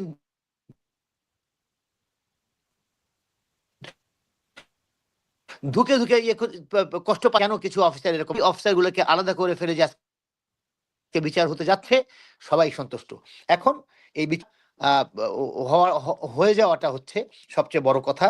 এবং আমাদের সাবধানতা রাখতে হবে যে অন্যান্য দলের সাথে যেন কেউ কম্প্রোমাইজ না করে, বিচারকে কম্প্রোমাইজ না করে। আমরা তো বললামই জেনারেল ওয়াকার সাহেব কি করতে পারেন two save himself, to make himself understandable to the people, এবং পিপলকে এটা বুঝাতে পারেন যে উনি আসলে দেশপ্রেমিক, ওনার সামনে অনেক পথ আছে, the chances are his, ball is in his court, উনি খেলবেন কিভাবে এটা ওনার উপরে নির্ভর করে, কিভাবে খেলবেন আমরা তো একটা সাজেশন দিতে পারি, বাট বাকিটা তার উপর নির্ভর করে। আর ইটস ভেরি মাচ কারেক্ট যে এটার জন্য যদি সময় লাগে আমাদেরকে সময় দিতে হবে, কারণ আপনি দেখেন নাই যে জনগণ বিশ্বাস করে না যে বিএনপি এসে কিছু ভালো কিছু করবে। যদি বিশ্বাস করতো তাহলে ব্র্যাকের ওই জরিপে 62% কাউকে, কোনো দলকে ভোট দিবে না। দল ছিল কয়টা? 3টা, বিএনপি, জামাত, এনসিপি, 3টা দলের টোটাল ভোট সংখ্যা হয়েছিল, জনগণের পার্টিসিপেশনে হয়েছিল 32% or 35%, something like that. Around 62% straight কাউকে বিলিভ করে না। তার মানে আজকের যারা রয়েছে তারা, বিএনপি সবচেয়ে বড় দল, সেই সবচেয়ে বড় দলও জনগণের সাথে রেজোনেট করতে পারে না, একই রিফ্লেক্ট করতে পারে না, জনগণের আকাঙ্ক্ষাকে রিফ্লেক্ট করে না, তারা নিজস্ব আকাঙ্ক্ষা রিফ্লেক্ট করে, তারা ভারতের কিছু লোক ভারতের আকাঙ্ক্ষা রিফ্লেক্ট করে। আর তো সব ব্যবসায়ী, সব তো এই আপনি যে বলেছেন না গোরখোদক এবং দপ্তরি সাহেবের ছেলে, ওই দপ্তরি ছেলেরা কত ভালো চিন্তা করবে, আর তো তারা তাদের পার্সোনাল ব্যাপারটা ভাবা শুরু করে আর কি। যাক, এনিওয়ে, আজকের এই সন্ধিক্ষণে, জাতির এবং দেশের সন্ধিক্ষণে এক বিরাট পরিবর্তন আমরা লক্ষ্য করছি। আমরা আশা করি যেন ওই পরিবর্তনটা আল্লাহর ইচ্ছায় সুন্দরভাবে হয়, যেন সবাই জাজমেন্টে চলে আসে, এবং আগামী কেসগুলো এসে আরো যারা নেকাব পরে রয়েছে এখনো, নেকাব তুলে ফেলা হয় তাদের, এবং জনতা দেখুক যে কারা এদেশের পক্ষে ছিল।